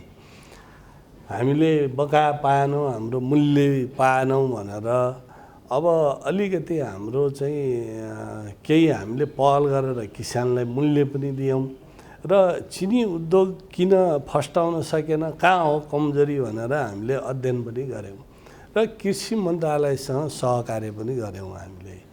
जस्तो तपाईँको उन्नत जातको उखुहरू नहुँदा त्यसको रिकभरी प्रति क्विन्टल 6 देखि 7 केजी आउने हाम्रो 9 केजीमा छ र कैयौँ मिलहरूले त्यो आफै ल्याएर पनि दिएका छन् जहाँ 10 देखि 11 केजी रिकभरी गर्छ। त यो खालको कमी कमजोरीहरूलाई हामीले गरिरहेछौँ र एउटा अनुसन्धान केन्द्र त्यसको लागि कृषि मन्त्रालयले स्थापना गर्नुपर्छ। या त अर्को बहस हामीले कहाँ गरेका छौँ भने उद्योगमा आधारित जो कृषिजन्य उत्पादनहरू छ, जस्तो जुट भयो तपाईँको, त्यसपछि यो उखु भयो, यस्ता उहरूको अनुसन्धानको लागि उद्योग मन्त्रालय उद्योग वाणिज्य आपूर्तिलाई नै जिम्मा दिने हो कि त उसलाई धेरै काम भयो भने हामी यताबाट पनि त्यो हिजो पनि थियो ती यतै भनेर त्यो बहस पनि हामी गरिरहेछौँ र यसको लागि अब यो रिजल्ट दिने तरिकाले नै हामी जान्छौँ र कहिलेकाहीँ के हुन्छ भने जस्तो अब हाम्रो कानुनले पनि अप्ठ्यारो पारे हुन्छ। जस्तो कुनै रुग्ण उद्योग छ, त्यसले चाहिँ मरिसकेपछि उपचार पाउने वा त्यो बिरामी हुँदै उपचार पाउने भन्ने हुन्छ। जस्तो अहिले एउटा सुगर मिलले मैले जग्गा बेचेर म तिर्छु किसानको 40 करोड भनेछ, अब त्यसलाई बेच्न दिनु पऱ्यो। हाम्रो मन्त्रालयले भूमि व्यवस्था मन्त्रालयमा पठाइसकेका छ र अब मरेको मान्छेलाई तपाईँले पशुपतिमा पुर्याएर दाह संस्कार गर्नुहुन्छ कि वीर हस्पिटल ल्याउनुहुन्छ। अब भोलि त्यो उद्योग नै कोल्याप्स भइसकेपछि त स्वतः बेच्न पाइहाल्यो नि उसले, अनि हाम्रो जरुरत पर्दैन। त्यस्तो उसमा विवेक पुर्याउनुपर्छ भन्ने हो मेरो। 5औं श्रृङ्खलामा हामीले श्री अञ्जन श्रेष्ठ उद्यमी र नेपाल उद्योग वाणिज्य महासङ्घमा आबद्ध महानुभावलाई बोलाएको थियो। अर्को सहसचिव श्री पुष्पराज शाहीज्यू उद्योग वाणिज्य तथा आपूर्ति मन्त्रालय र निर्देशक श्री प्रेम लुइटेलज्यू उद्योग विभागबाट हामीले यो बहस गरेको थियौँ। त्यो बहसको कन्क्लुजनको लागि मान्य मन्ज्यू, वास्तवमा यो बहसमा के कुरो उठ्यो भने जनआन्दोलन एक भएपछि सुरुका वर्षमा झन्डै हाम्रो म्यानुफ्याक्चर सेक्टरको जिडिपीमा झन्डै 12% कन्ट्रिब्युसन पुगिसकेका थियो। अहिले हामी चाहिँ 5.6%मा सीमित हुन आयौँ। अहिले यतिखेर कोभिडकै कुरा गर्ने हो भने करिब निजी क्षेत्रले दिनको 2 अर्ब रुपियाँ गुमाइरहेछ भन्ने उहाँहरूको दाबी छ। 90 करोड रुपियाँ त ब्याज बापत नै, 40 करोड रुपियाँ चाहिँ कर्मचारी र मजदुरको तलब बापत भनिरहनु भएको छ। फिक्स कस्ट लगायतकामा हामी निकै अप्ठ्यारोमा पऱ्यौँ भन्नुहुन्छ। अहिले नेपालमा साना मझौला र ठुला गरी अल टुगेदर 8218वटा उद्योग छन्। ती उद्योगहरूमा 2113 अर्ब रुपियाँ चाहिँ हाम्रो लगानी भएको परिस्थिति छ।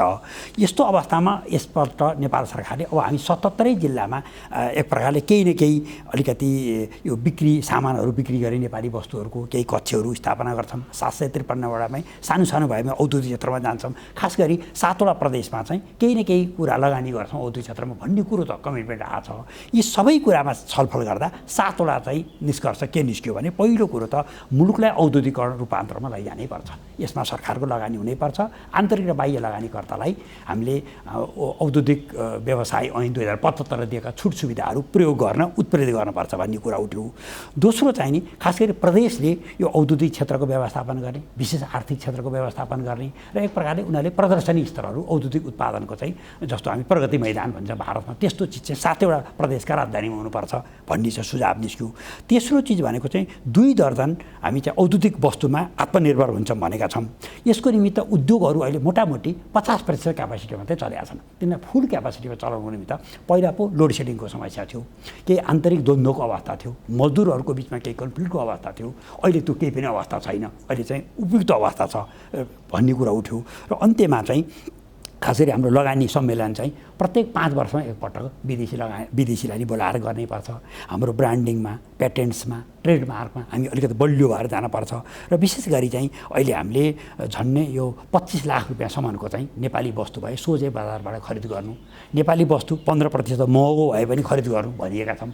यो कुरालाई अझ प्रभावकारी रूपमा लैजानुपर्छ र औद्योगिकरणमा युवाहरूलाई चाहिँ नि उनीहरूले कुनै नयाँ प्रवर्धन गर्न चाहे भने एउटा च्यालेन्ज फन्ड स्थापना गरेर उद्योगी युवाहरूलाई चाहिँ 3%मा अहिले पनि सरकारले पनि भनेको छ 5% ब्याज दरमा अलिक ठुलो रकम दिनुपर्छ भन्ने कुरो उठ्यो। मान्य मन्त्रीको यसमा टिप्पणीको निमित्त अनुरोध गर्छु। अब अहिले हामीले यो उत्पादनलाई कसरी प्रदर्शनी गर्ने त कुन ठाउँमा त्यस्तो केन्द्रहरू बनाउने अहिले हाम्रो भिरगुटी मण्डपमा त छ। त्यसले पुग्छ कि पुग्दैन भन्दा त्यसले पुग्दैन। त्यो भएर जस्तो अहिले यो चितवनमा पनि बनेको छ एउटा र त्यहाँको व्यापारी र राज्यको सहकार्यबाटै बनेको छ। अर्को हामीले 32 पुतलीमा हाम्रै उद्योग वाणिज्य आपूर्ति मन्त्रालयले यही आर्थिक वर्षभित्रैबाट हामीले सुरु गर्ने प्रदर्शनी हल बनाउन भनेका छौँ र हरेक प्रदेश सरकारहरूसँग पनि समन्वय गरेर त्यसलाई निर्माण गर्नेतिर हामी जाने भनेका छौँ। यो एउटा त त्यो भयो। अर्को हामीले चाहिँ औद्योगिक क्षेत्र विशेष आर्थिक क्षेत्रहरूलाई कसरी बुझ्छौँ र अहिलेसम्मका औद्योगिक क्षेत्रहरूलाई हामीले कुन रूपमा हेर्ने, जस्तो वीरगञ्ज औद्योगिक कोरिडोर, जस्तो विराटनगर, यी लगायतका जो अहिले सञ्चालनमा छन्, जहाँ हामीले नेपाल सरकारले औद्योगिक क्षेत्र घोषणा गरेका छ र त्यसलाई अगाडि बढाउनको निमित्त जस्तो उत्तराखण्डसँग जोडिएको रुद्रपुर किच्छा, यहाँ चाहिँ उनीहरूले ठुल्ठुला उद्योगहरू ल्याए। के गरे भने एउटा प्याकेज दिए उनीहरूले, ल विद्युत यतिमा हामीले दिन्छौँ, तिमीलाई 15 वर्षको कर छुट दिन्छौँ, जमिन सित्तैमा दिन्छौँ र जनशक्ति पनि हाम्रो जेलमा भएको जनशक्ति तिमीलाई ल्याएर दिन्छौँ भने अहिले त्यहाँ फस्टा छ ठुल्ठुलो। र अनि उनीहरूले के गरे भने पहाडलाई कृषिमा आधारित उद्योगहरू तल लगाएको छ। पहाडमा कृषि उत्पादन गर्ने यो फलफुलदेखि लिएर तपाईँको कोदो अनि यो बाजरादेखि लिएर हाम्रो यी सबै जो फापर इत्यादि त्यहाँ होइन काग्नोहरू यो उत्पादन गर्छ, तल ल्याउँछ उसले, त्योमा आधारित उत्पादनको उद्योग ठुल्ठुलाहरू छन्। अर्को मैले त्यहाँ के देखेँ भने एउटा ठुलो भटमासको सोयाबिन उद्योगहरू छ, जो पहाडमा त्यो भटमास उत्पादन गर्छ अनि त्यही तल आएर त्यो फ्याक्ट्रीमा जान्छ।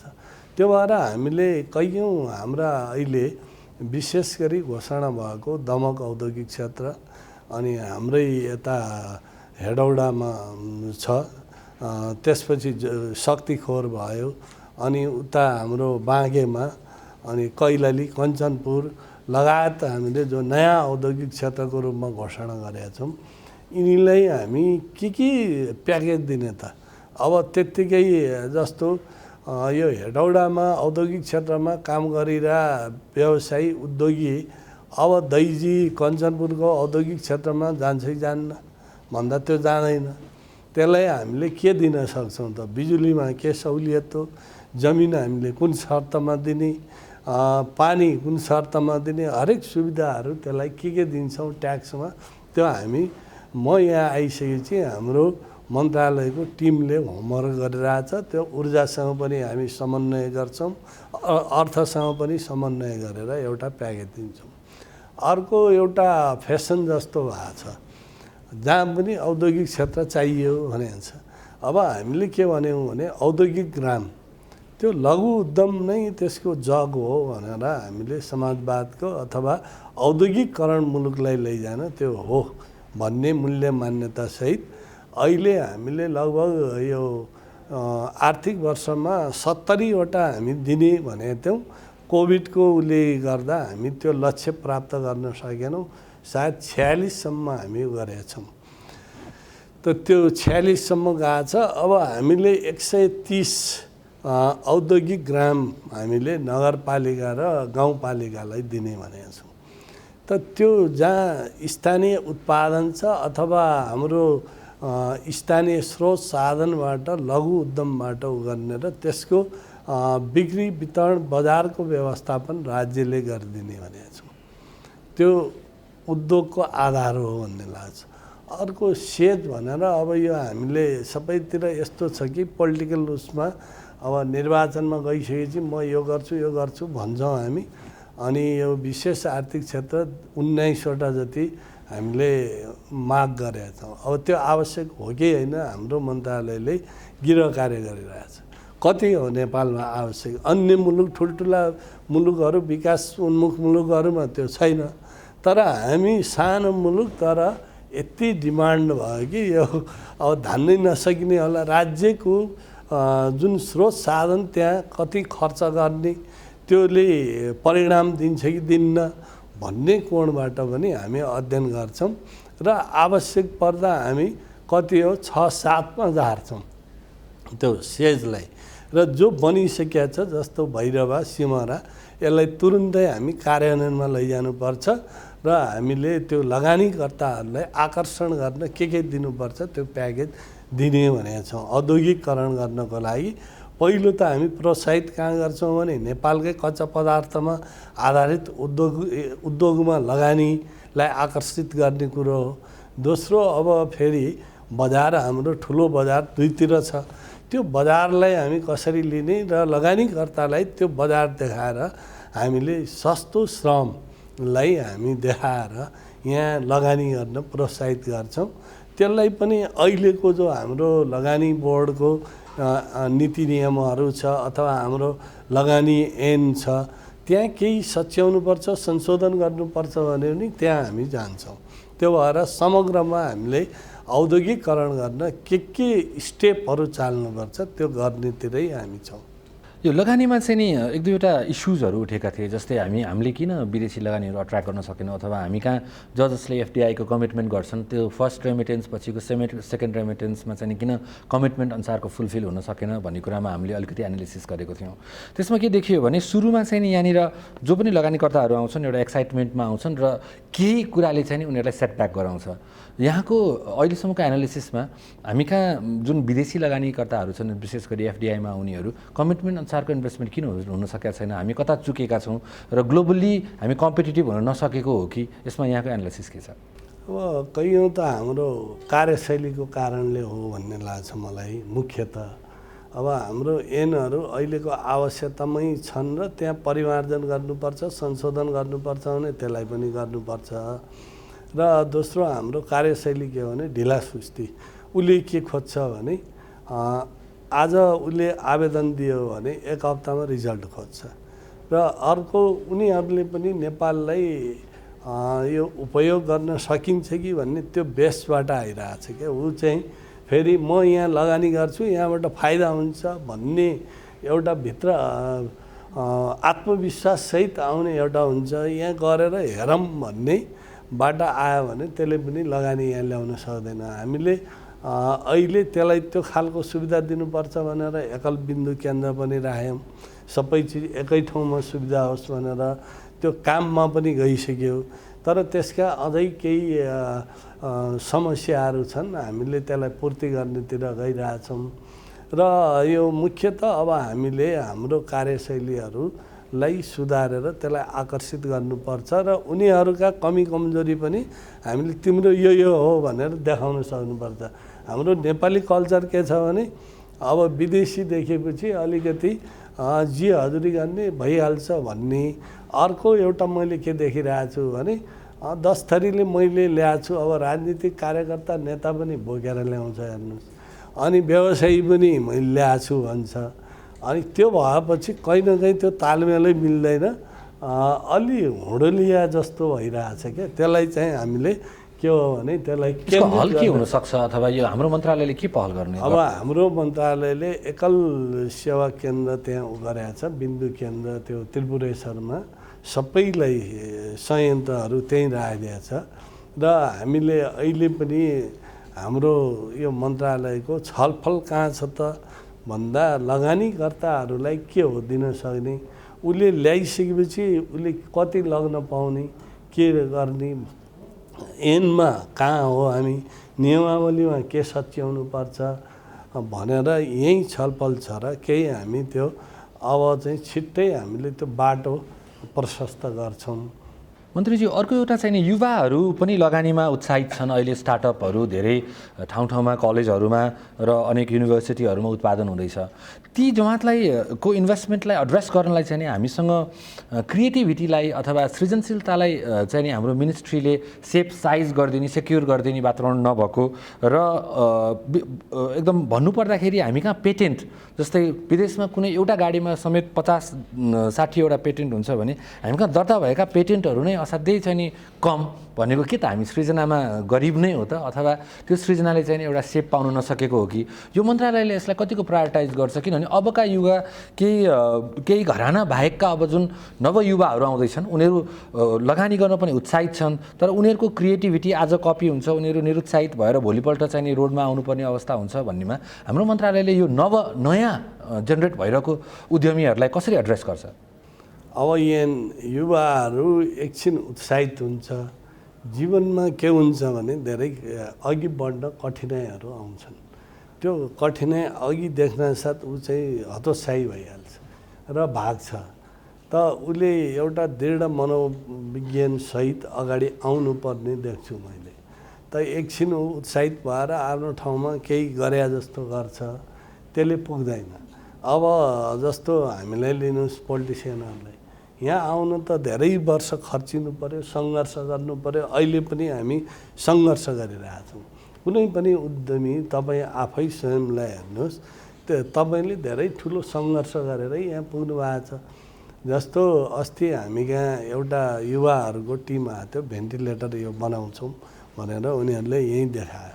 हामीले ल तिमीहरू बनाऊ, हामी के गर्नुपर्छ मन्त्रालयले पुरै तपाईँहरूलाई साथ दिन्छ भन्यौँ र हामी त्यो प्रक्रियामा पनि छौँ। ती युवाहरू लागे पनि छन् र हाम्रो डक्टरको टिम पनि यहाँ थियो, बोलाइदिएका थियौँ हामीले सबै। उहाँहरूले विज्ञहरूले पनि उहाँहरूसँग कन्सल्ट गर्नुभयो, क्रस क्वेसन गर्नुभयो, यो गर्नुहोस् भन्नुभयो।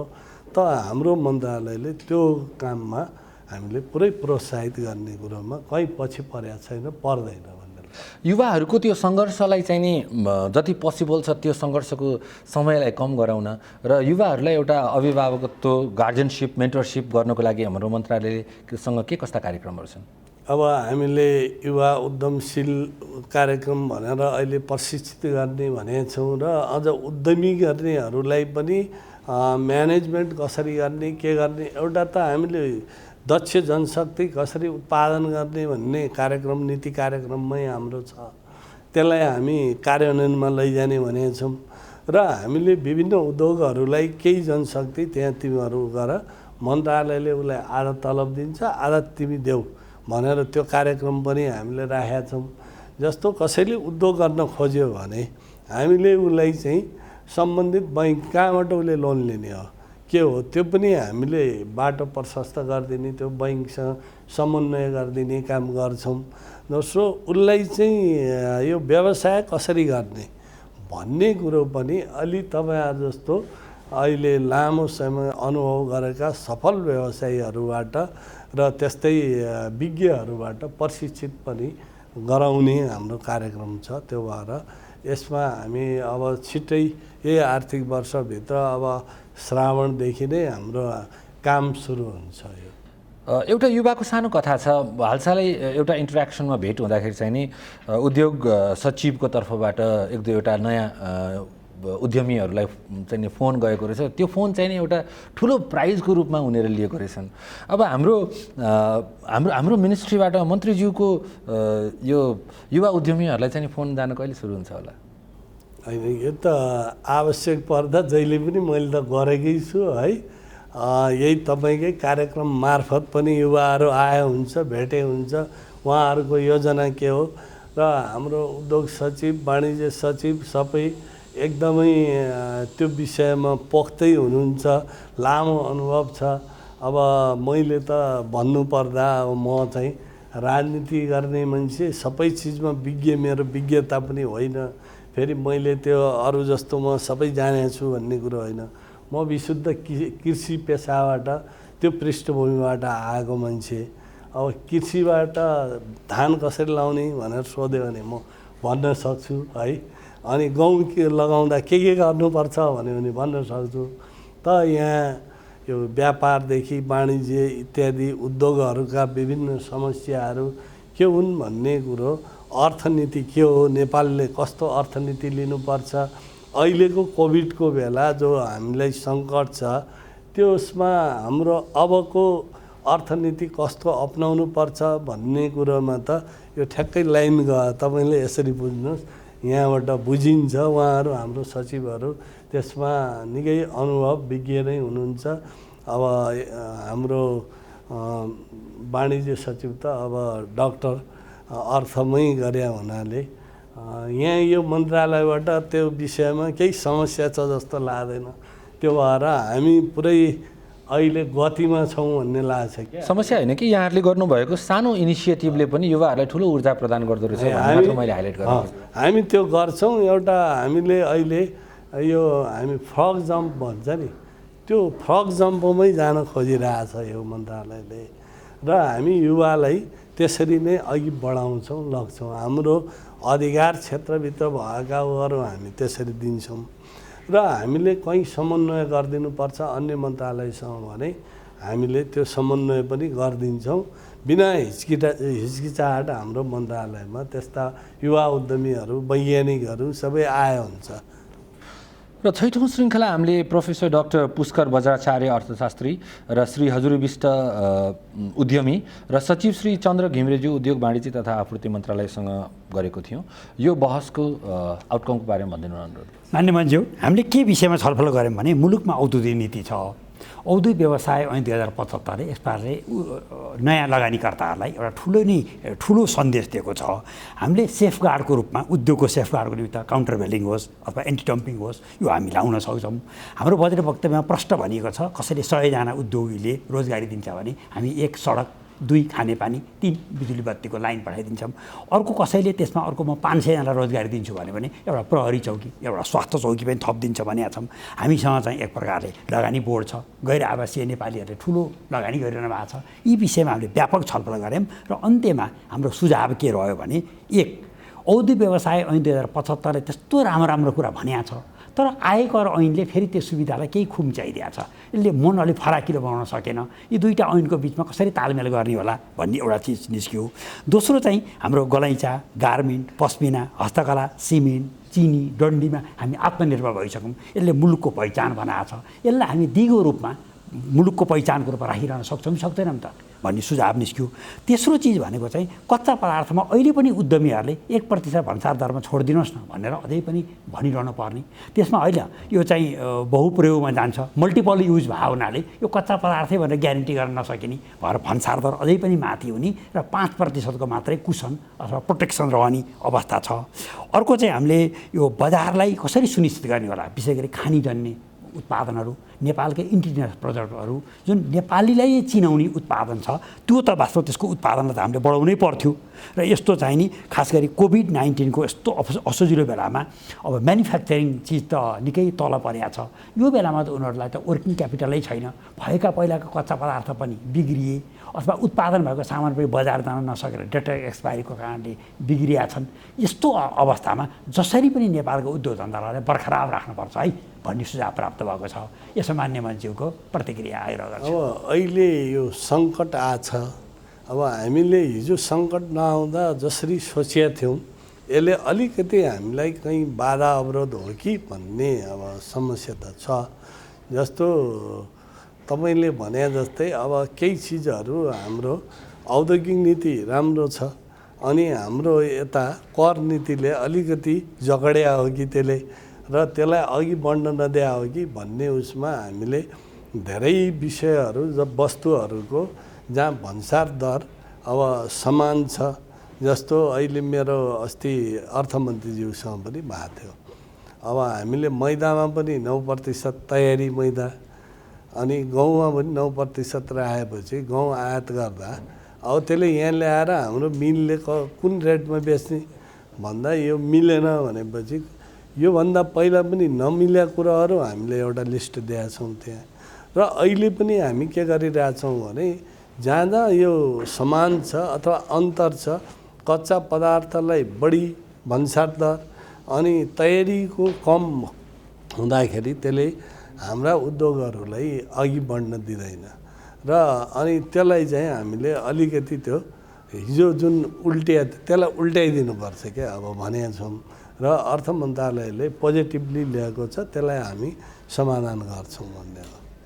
अब यो दुईटा चाहिँ नि लहरूको कन्फ्लिक्टले गर्दाखेरि एउटा होल इन्सेन्टिभ सिस्टमै चाहिँ नि स्याडोड भइरहेको जुन छायामा परेको छ भनौँ न, एक हिसाबले अब ग्रहण लाग्यो भन्ने कि के भन्ने यसमा, किनभने यो प्रोफेसर डाक्टर पुष्कर बज्राचार्यको अनुसार हामीले जुन इन्सेन्टिभहरू दिइरहेछौँ त्यो एउटा कुनै पनि देशले दिने इन्सेन्टिभको हाराहारीमै छ, राम्रै छ, तर यो अझै पनि लिन सकिरहेको छैनन्।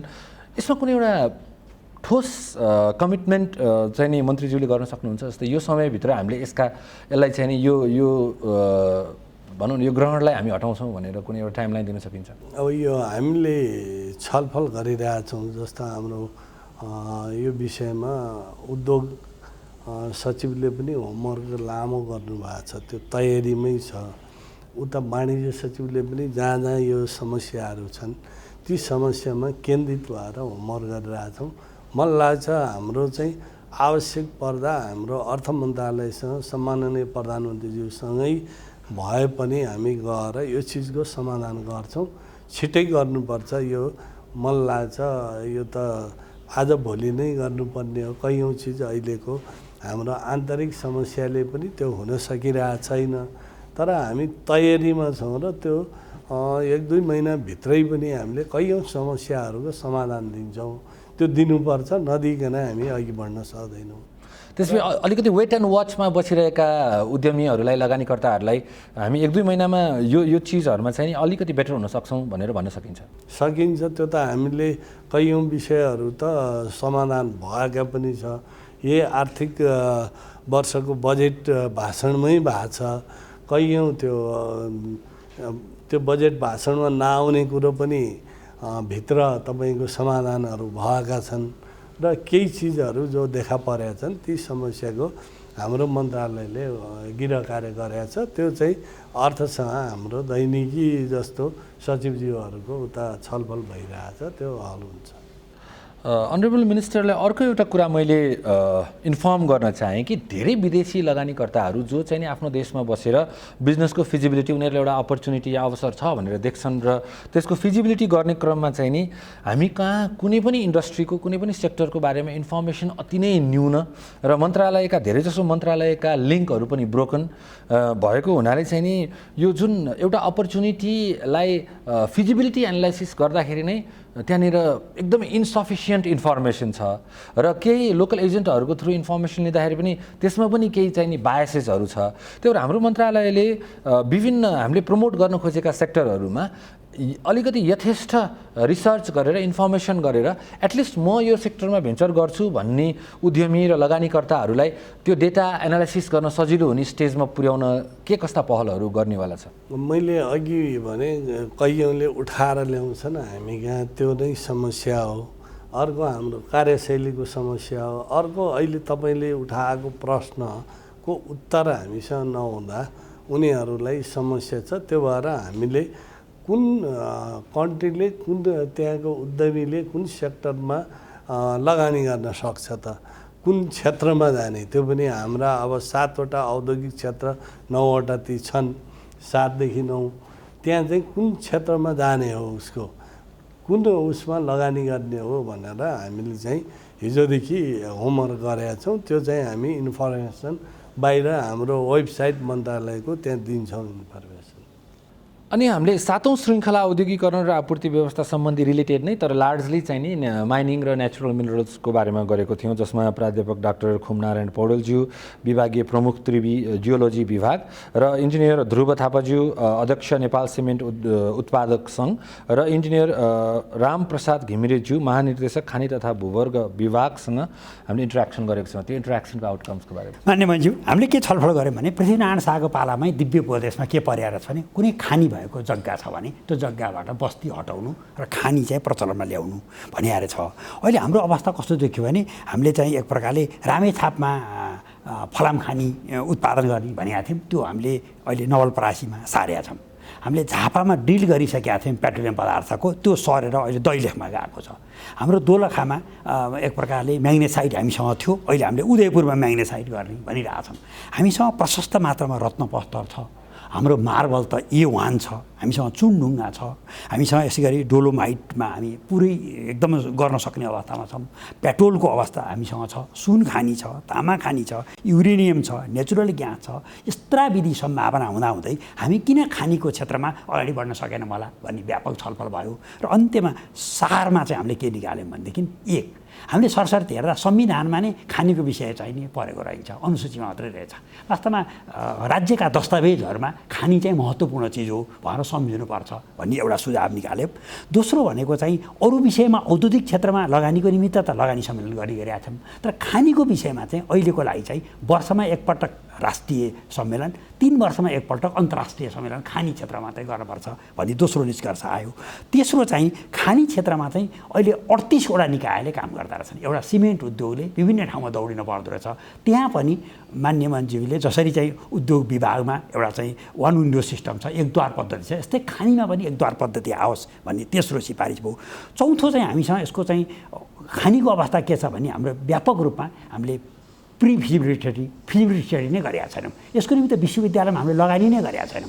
एउटा 3 करोड रुपियाँ पर्ने मेसिन बिग्रेको कयौँ वर्ष हो, अर्को 5 करोड रुपियाँ दिएर त्यसलाई मर्मत गर्न सकेका छैनौँ। हामीसँग प्रोफेसरै रहन्छन् यो विषयमा। यसर्थ त्रिभुवन विश्वविद्यालयको त्यो जियोलोजी विभागको चाहिँ बजेट मिल्छ भने त 10 दोबर बढाउनु पर्ने भन्ने सिफारिस भयो र त्यसका प्रयोगशाला पनि यो राम्रो हुनुपर्ने। 5औँ सुझावमा रत्न पस्तरमा चाहिँ अहिले नै हाम्रो झन्डै 26 लाख युवाहरू बेरोजगार देखिया छ, तिनीलाई रोजगारी दिन सकिने, राम्रैसँग डायमन्डहरू चाहिँ निकासी गर्न सकिने सम्भावना हामीले पहिचान गऱ्यौँ। 6औँमा चाहिँ हाम्रो राष्ट्रिय खानी एउटा इन्भेन्ट्री बनाउनु पर्ने। हामीसँग के छ त, एउटा प्रस्पेक्टअप नै, एउटा किताब नै, ब्रोसियर निकाल्न पर्ने खानीको बारेमा। र अन्त्यमा चाहिँ नि अहिले खानीमा चाहिँ कस्तो भने मान्य मन्ज्यू, खानी क्षेत्रमा चाहिँ वनको पनि अधिकार क्षेत्र जस्तो, खानी क्षेत्रमा स्थानीय विकास मन्त्रालयको पनि अधिकार क्षेत्र जस्तो, यसर्थ जोनिङ अहिले हामीले गर्न थालेका छौँ जमिनको। भने खानी भन्ने पहिचान भएको जमिन चाहिँ खानी विभागको मात्रै हो नि, त्यसमा वनको, स्थानीय विकास मन्त्रालयको कसैको पनि दाबी नहुने अवस्था सिर्जना गऱ्यौँ भने बल्ल खानीबाट लाभ लिन सक्छौँ भन्ने सिफारिस प्राप्त भएको छ। यसमा मान्य मन्त्रीको टिप्पणी सुन्न चाहन्छु। पहिलो कुरो त के भयो भने हामीले अध्ययन कसरी गर्ने भन्नेबाटै कहीँ न कहीँ ल्याप्स भयो क्या हाम्रो। अब जस्तो पहिला एउटा परम्परागत ढङ्गले खानीहरूमा जस्तो फलाम खानी विभिन्न ठाउँमा देशको मेचीदेखि महाकालीसम्मको मान्छेहरूले फलाम निकाल्ने, तामा निकाल्ने, अनि त्यो आफ्नो परम्परागत रूपमा त्यसलाई खारेर अनि भाँडा वस्तुहरू बनाउने प्रचलन थियो। पछि त्यो बन्द गरियो। अहिलेको आवश्यकतामा जहाँ जहाँ अन्वेषण गरेका छौँ ती खानीहरू हामीले कयौँ हाम्रो त्यसको मात्रा कम हुने, लगानी ठुलो हुने भएर पनि त्यो छोडिएको छ। जस्तो झापाको अनुसन्धान भयो, अन्वेषण भयो त्यो पेट्रोलियम पदार्थको, अब त्यहाँ केही मात्रामा गुणस्तर हो कि होइन भन्ने त्यसको रिजल्ट कति आयो भन्ने पनि अब त्यो बाहिर आएन। अहिले हामीले लामो समयदेखि त्यो बलिराजो छ दैलेखमा, त्यसलाई धार्मिक परम्परामा मान्छेले यो त दैविक शक्तिबाट हो भन्यो। अब अहिले खानी विभागले त्यहाँ अन्वेषण गरे नेपाल सरकारले, र सम्भावना धेरै बढ्या देखिन्छ त्यसको एरिया दायरा। जस्तो हाम्रो धौवादी फलाम कारखानाको केही नभने 30 वर्षसम्म हामीले उत्पादन गर्न सक्छौँ। त्यसको छ हामीलाई यति प्रतिशत हाम्रो पुग्छ मागको भन्ने त्यो खालको छ। त्यो भएर त्यहाँ लगानी गर्दा हामीले त्यसको लगानी अनुसारको हामीले परिणाम पाउँछौँ। अब राज्यले गर्ने कुरो के हो भन्दा उसले लगानी गरिसकेपछि त्यसको 10 गुणा बढी उसले प्राप्त गरोस्, अनि लगानी गरे अर्थ हुन्छ। अब हामीले लगानी गर्ने अनि त्यसको केही पनि प्राप्ति केही नहुने पनि भएको छ। अर्को अलिकति खानीको नमिलेको कुरो सचिवज्यूले भने जस्तै अब तलब पनि दिएछ, अनि प्रदेशलाई पनि यति भनेछ। अहिले अब यो हिजो अलि हामी बढी उत्साहित भएर अधिकार सबै तल दिनेमा गयौँ संविधान निर्माण गर्दा। जब हामी व्यवहारिक उसमा जाँदाखेरि यो खानी सम्बन्धी सबै अधिकारहरू त कहाँ हुनुपर्दो रहेछ भने सङ्घमै हुनुपर्दो रहेछ। त्यसले अलिकति हामीलाई काममा बाधा गरिरहेछ। अब वनसँग गयो, अब केही चिज अब निजी क्षेत्रलाई पनि त्यहाँ खानी छ भने निजी क्षेत्रको त्यो राष्ट्रियकरण गरेर उसलाई के दिनुपर्ने हो दिएर आफ्नो उसमा अधिकार क्षेत्रभित्र लिइहाल्नु पर्थ्यो। अब अहिले पनि कसैको व्यक्तिको जग्गामा खानी छ भने उसले नै सबै चिज गरिरहेको हुन्छ। अन्य मुलुकमा त्यस्तो छैन भने यहाँ कहीँ न कहीँ नमिलेका कुरोहरूलाई अहिले हामीले अप्ठ्यारो विषयहरू जे छन् त्यो उल्टिया छ कि केही चिजहरू तल दिनुपर्ने कुरो माथि दिएको छ, माथि दिनुपर्ने कुरो तल दिएको छ। त्यो पनि भएको छ त्यो संविधानमा अनि ऐनहरूमा। अब त्यो उल्ट्याएर हामीले एकीकृत गर्नुपर्छ, त्यो खाने विभागभित्रै ल्याउनुपर्छ। अर्को हाम्रो विश्वविद्यालयहरू जो छन्, अब हाम्रै खाने विभागमा अहिले पनि हामीलाई आवश्यक पर्ने विषयगत जनशक्ति छैन। त्यो भएर हामीले जे चाहन्छौँ त्यो भइरहेको छैन। त्यो भएर हाम्रा युनिभर्सिटीहरूमा जस्तो त्रिभुवन युनिभर्सिटीमा त्यहाँ विभाग छ जियोलोजी, अब त्यसलाई आवश्यक पर्ने के चिज हो त्यो दिन राज्य पछि पर्नुहुन्न। एक दोस्रो अन्य विश्वविद्यालयहरूमा पनि ती विभागहरू राखेर हामीले जनशक्ति उत्पादनहरू गर्नुपर्छ, अनुसन्धान गर्ने हरेक विषयमा। अब अहिले हामीले हेऱ्यौँ भने एउटा चिज आइरहेको छ यो शिक्षाको विषयमा होइन। अब इतिहास पढ्नुहुन्न, जोग्राफी पढ्नुहुन्न, अब प्राविधिक शिक्षा। जोग्राफी भने त यो विषयसँग खानीसँग अनिवार्य जोडिएको विषय हो। इतिहास तपाईँले अध्ययन नगरिकन प्रगति हुँदैन। मेरो इतिहास के हो भन्ने कुरो मैले नबुझिकन कसरी अघि बढ्छु, यो खालको ट्रेन जो आइरहेछ। अब आइटी भने चाहिँ अब सबै चिज त्यतै दौडिरहेछ कि अब अरू विषय पनि त्योसँग जोडेर ल्याउनुपर्छ भन्ने हाम्रो भइरहेको छैन। त्यो चिज छुट्दैछ। कुनै पनि विषयवस्तुहरू नछुट्ने गरी हामीले अघि बढ्नुपर्ने त्यो खालको नीति बनाउनु पर्ने आवश्यक देख्छु मैले। मन्त्रीजी, यो खानी सम्बन्धी डिस्कसन गर्दाखेरि म आफैलाई पनि बहुत आश्चर्य के लाग्यो भनेदेखि एउटा चाहिँ यसमा अलिकति प्राथमिकताको कमी भएर छ। जस्तै हामीले अब विभिन्न खानी भनौँ, सुन भनौँ, युरेनियम भनौँ हिँडिरहेछौँ, तर हामी कहाँ चाहिँ ढुङ्गा हाम्रो सबभन्दा मुख्य खानी, त्यसपछि डोलोमाइट लगायतका विभिन्न चिजहरूमा कन्स्ट्रक्सन मटेरियलहरूमा चाहिँ हामी यति धनी रहेछौँ। हामीसँग 2 देखि 3 किलोमिटरसम्मको चाहिँ नि विड्थ भएका चट्टानका ऊहरू रहेछन् भनेदेखि हामीले एक्सपोर्ट पनि गर्न सक्छौँ, इम्पोर्टलाई रिप्लेस गर्न सक्छौँ। र समग्रमा क्यालकुलेसन गरेर हेर्दाखेरि त कृषि पछिको प्रायोरिटी सेक्टरमा चाहिँ नि अर्थतन्त्रलाई राम्ररी टेवा दिन सक्नेमा त खानी पो एउटा आउँदो रहेछ त, नेचुरल मिनरल्स भन्ने कुरा त्यो प्रोग्राममा रियलाइज हुँदा म आफै पनि धेरैचोटि सोचेँ। किनभने मैले लाइफमा कहिले पनि खानीलाई दोस्रो इकोनोमिक ड्राइभरको रूपमा चाहिँ नि हेरेको थिइनँ। यसमा हाम्रो मन्त्रालयको चाहिँ नि कस्तो खाले दृष्टिकोण छ यो विशेष गरी खानी तथा मिनरलहरूमा? र अर्को एउटा मैले के सोध्न चाहेँ भने कन्स्ट्रक्सन मटेरियलमा चाहिँ नि हामीले इन्डियामा केही एक्सपोर्टहरू गर्थ्यौँ, तर अब अति राष्ट्रवादी चिन्तनले गर्दाखेरि चाहिँ नि त्यहाँनिर हामी अझै बरु इम्पोर्ट गर्नलाई खुसी छौँ। हाम्रो ब्यालेन्स अफ पेमेन्टलाई अझै चाहिँ नि डिटेरियोरेट गर्न रेडी छौँ। तर यो खाली चिजहरूमा कतिको ओपन माइन्डेड भएर गर्न सकिन्छ? यो अलिकति यसमा क्रान्तिकारी सोच के गर्न सकिन्छ खानी सम्बन्धी फर्टिलिटीमा? राष्ट्रवादी हुनु राम्रो कुरो हो। अन्धराष्ट्रवादी भयो भने त्यसले प्रगतिलाई रोक्छ र हाम्रो कहीँ न कहीँ त्यो व्यक्त हुन्छ। र हरेक चिजमा राष्ट्रवाद देख्न थाल्यो भने ढुङ्गा मुढा अब त्यो एउटा गीतामा भनिएको छ नि, सबै चिजमा म छु भनेर कृष्णले भने।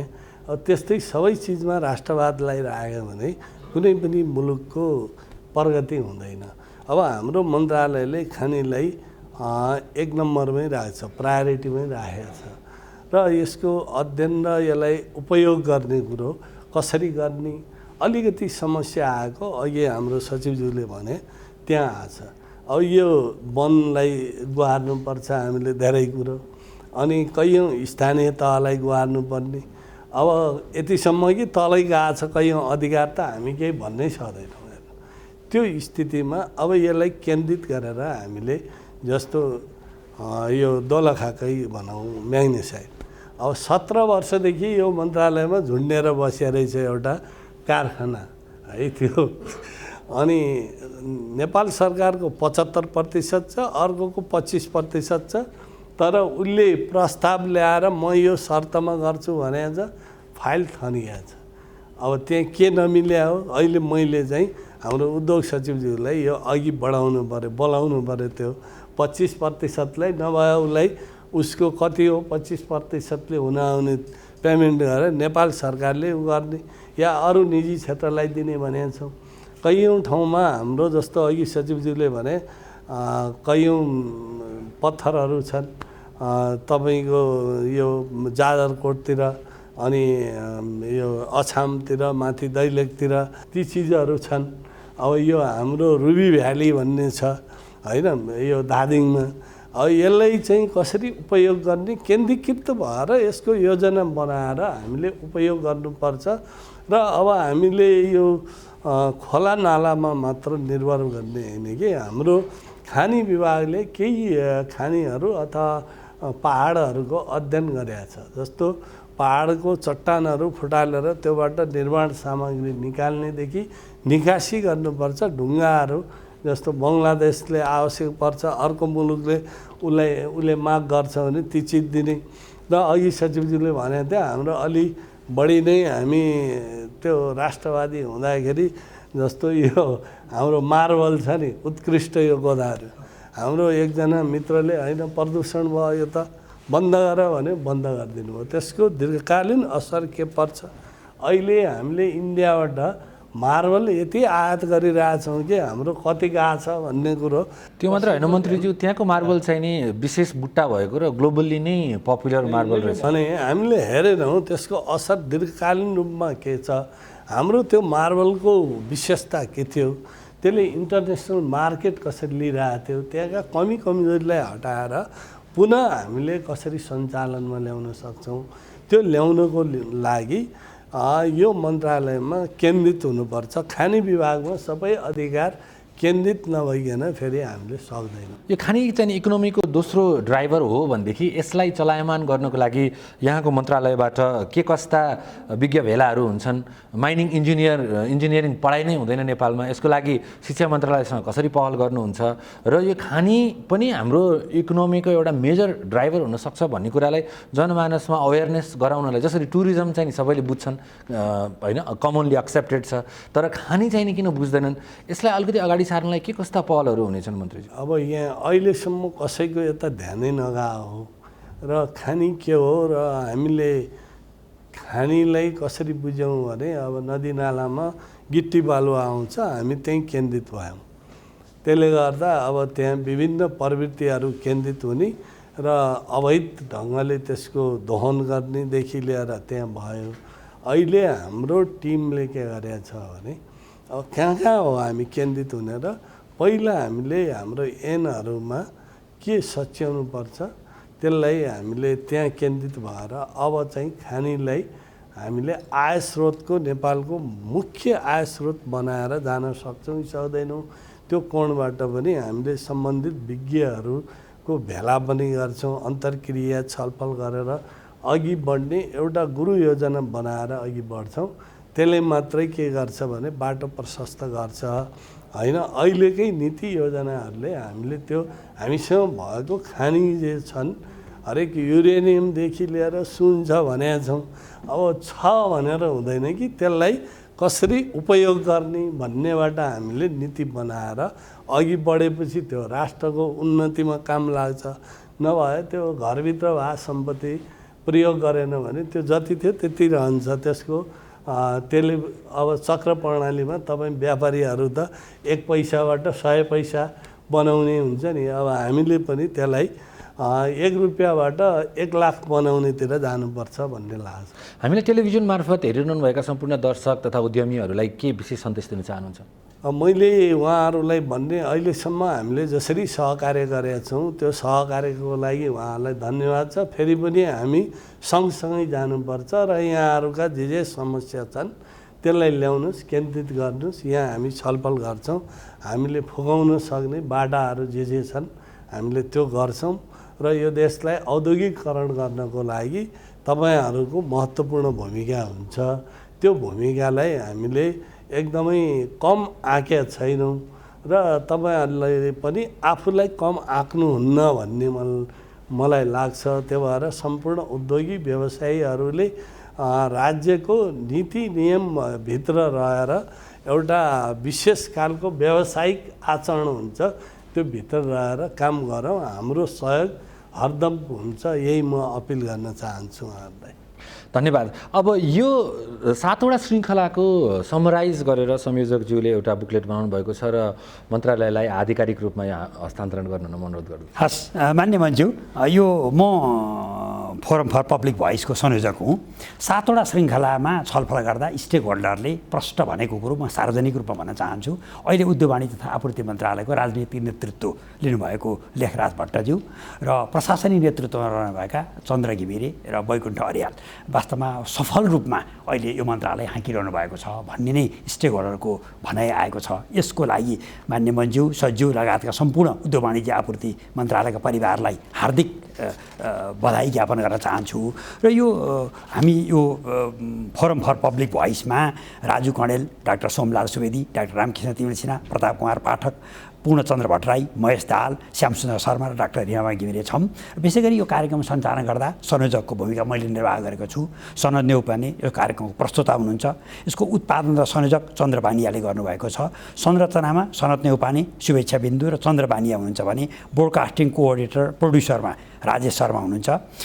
यसै गरी चाहिँ एमसिआरमा सन्जु राई, दिपेश चौधरी, किरण खतिवडा, हेमन्त चौधरी, मनिष अधिकारी, सुमन चौधरी, इन्जिनियर शीतल अधिकारी हुनुहुन्छ भने ग्राफिकमा सुधर कुमार पाण्डे हुनुहुन्छ, सुधीर कुमार पाण्डे र दृश्य सम्पादनमा नीतिश अवाले, अनलाइनमा मनिषा भण्डारी, पूजा बेलवासे, मार्शल श्रेष्ठ, विनय खड्का हुनुहुन्छ, क्यामेरामा मिलन थापा, विक्रम साक्के, निखिल कपाली, दीपक भट्ट हुनुहुन्छ, लेखा र प्रशासनमा बिन्दा खतिवडा, सुदीप शमशेर जवरा, यसै गरी चालकमा गङ्गा श्रेष्ठ, प्रकाश कार्की, विकास राई र सहयोगीमा बासु माझी र खगेश्वर कार्की हुनुहुन्छ। यो हाम्रो सामूहिक प्रयासबाट बनेको चिज हो। मान्य मन्त्रीप्रति उच्च सम्मान प्रकट गर्दै यतिखेर सामाजिक दूरी पनि कायम गर्नु भनेको र यो अन्तर्वार्ताकै क्रममा भएको हुनाले मान्य मन्त्रीलाई मर्यादावश म यो बसी यो प्रतिवेदन दिन चाहन्छु। मान्य मन्त्रीको यो समयको निमित्त म हार्दिक आभार व्यक्त गर्छु। यहाँहरूलाई पनि धन्यवाद छ, यो अवसर दिनुभयो छलफलको। यसले आम जनतामा जान्छ, कम्तीमा केही प्रष्टता होला भन्ने मैले पनि महसुस गरेको छु। धन्यवाद। धन्यवाद। यसका साथै हाम्रो यो तेस्रो सिरिजको 7औं श्रृङ्खलाको 8औं श्रृङ्खलामा आएर आज हामीले यो थर्ड सिरिजलाई कन्क्लुड गर्नेछौँ। अब नेक्स्ट सिरिज एकदम इन्ट्रेस्टिङ कन्टेन्टहरू लिएर आउनेछौँ। Ministry of industries, commerce and supplies का अनरेबल मिनिस्टर मिस्टर लेखराज भट्टलाई हार्दिक धन्यवाद दिन चाहन्छु र साथै सचिवज्यूहरू र मन्त्रालयका विभिन्न पदाधिकारीज्यूहरूलाई पनि धन्यवाद दिन चाहन्छु र क्रू लगायत सबैलाई धन्यवाद दिँदै तपाईँहरू टेलिभिजन हेर्नुहुने सम्पूर्ण दर्शकहरूलाई हामी अझ पृथक र अझ इम्पोर्टेन्ट चिजहरू लिएर आउनेछौँ र उद्योग मन्त्रालय, उद्योग वाणिज्य तथा सप्लाई आपूर्ति मन्त्रालयको तर्फबाट मन्त्रीज्यूको कमिटमेन्ट लगायत सम्पूर्ण सचिवज्यूहरूको ड्राइभ सबैले हाम्रो यो देशलाई चाहिँ ऊर्जावान चलायमान बनाउनेछ भन्दै संयोजकज्यू श्री कृष्ण हरि बास्कोटालाई समेत धन्यवाद दिँदै आजको कार्यक्रमबाट बिदा हुन्छु। नमस्ते।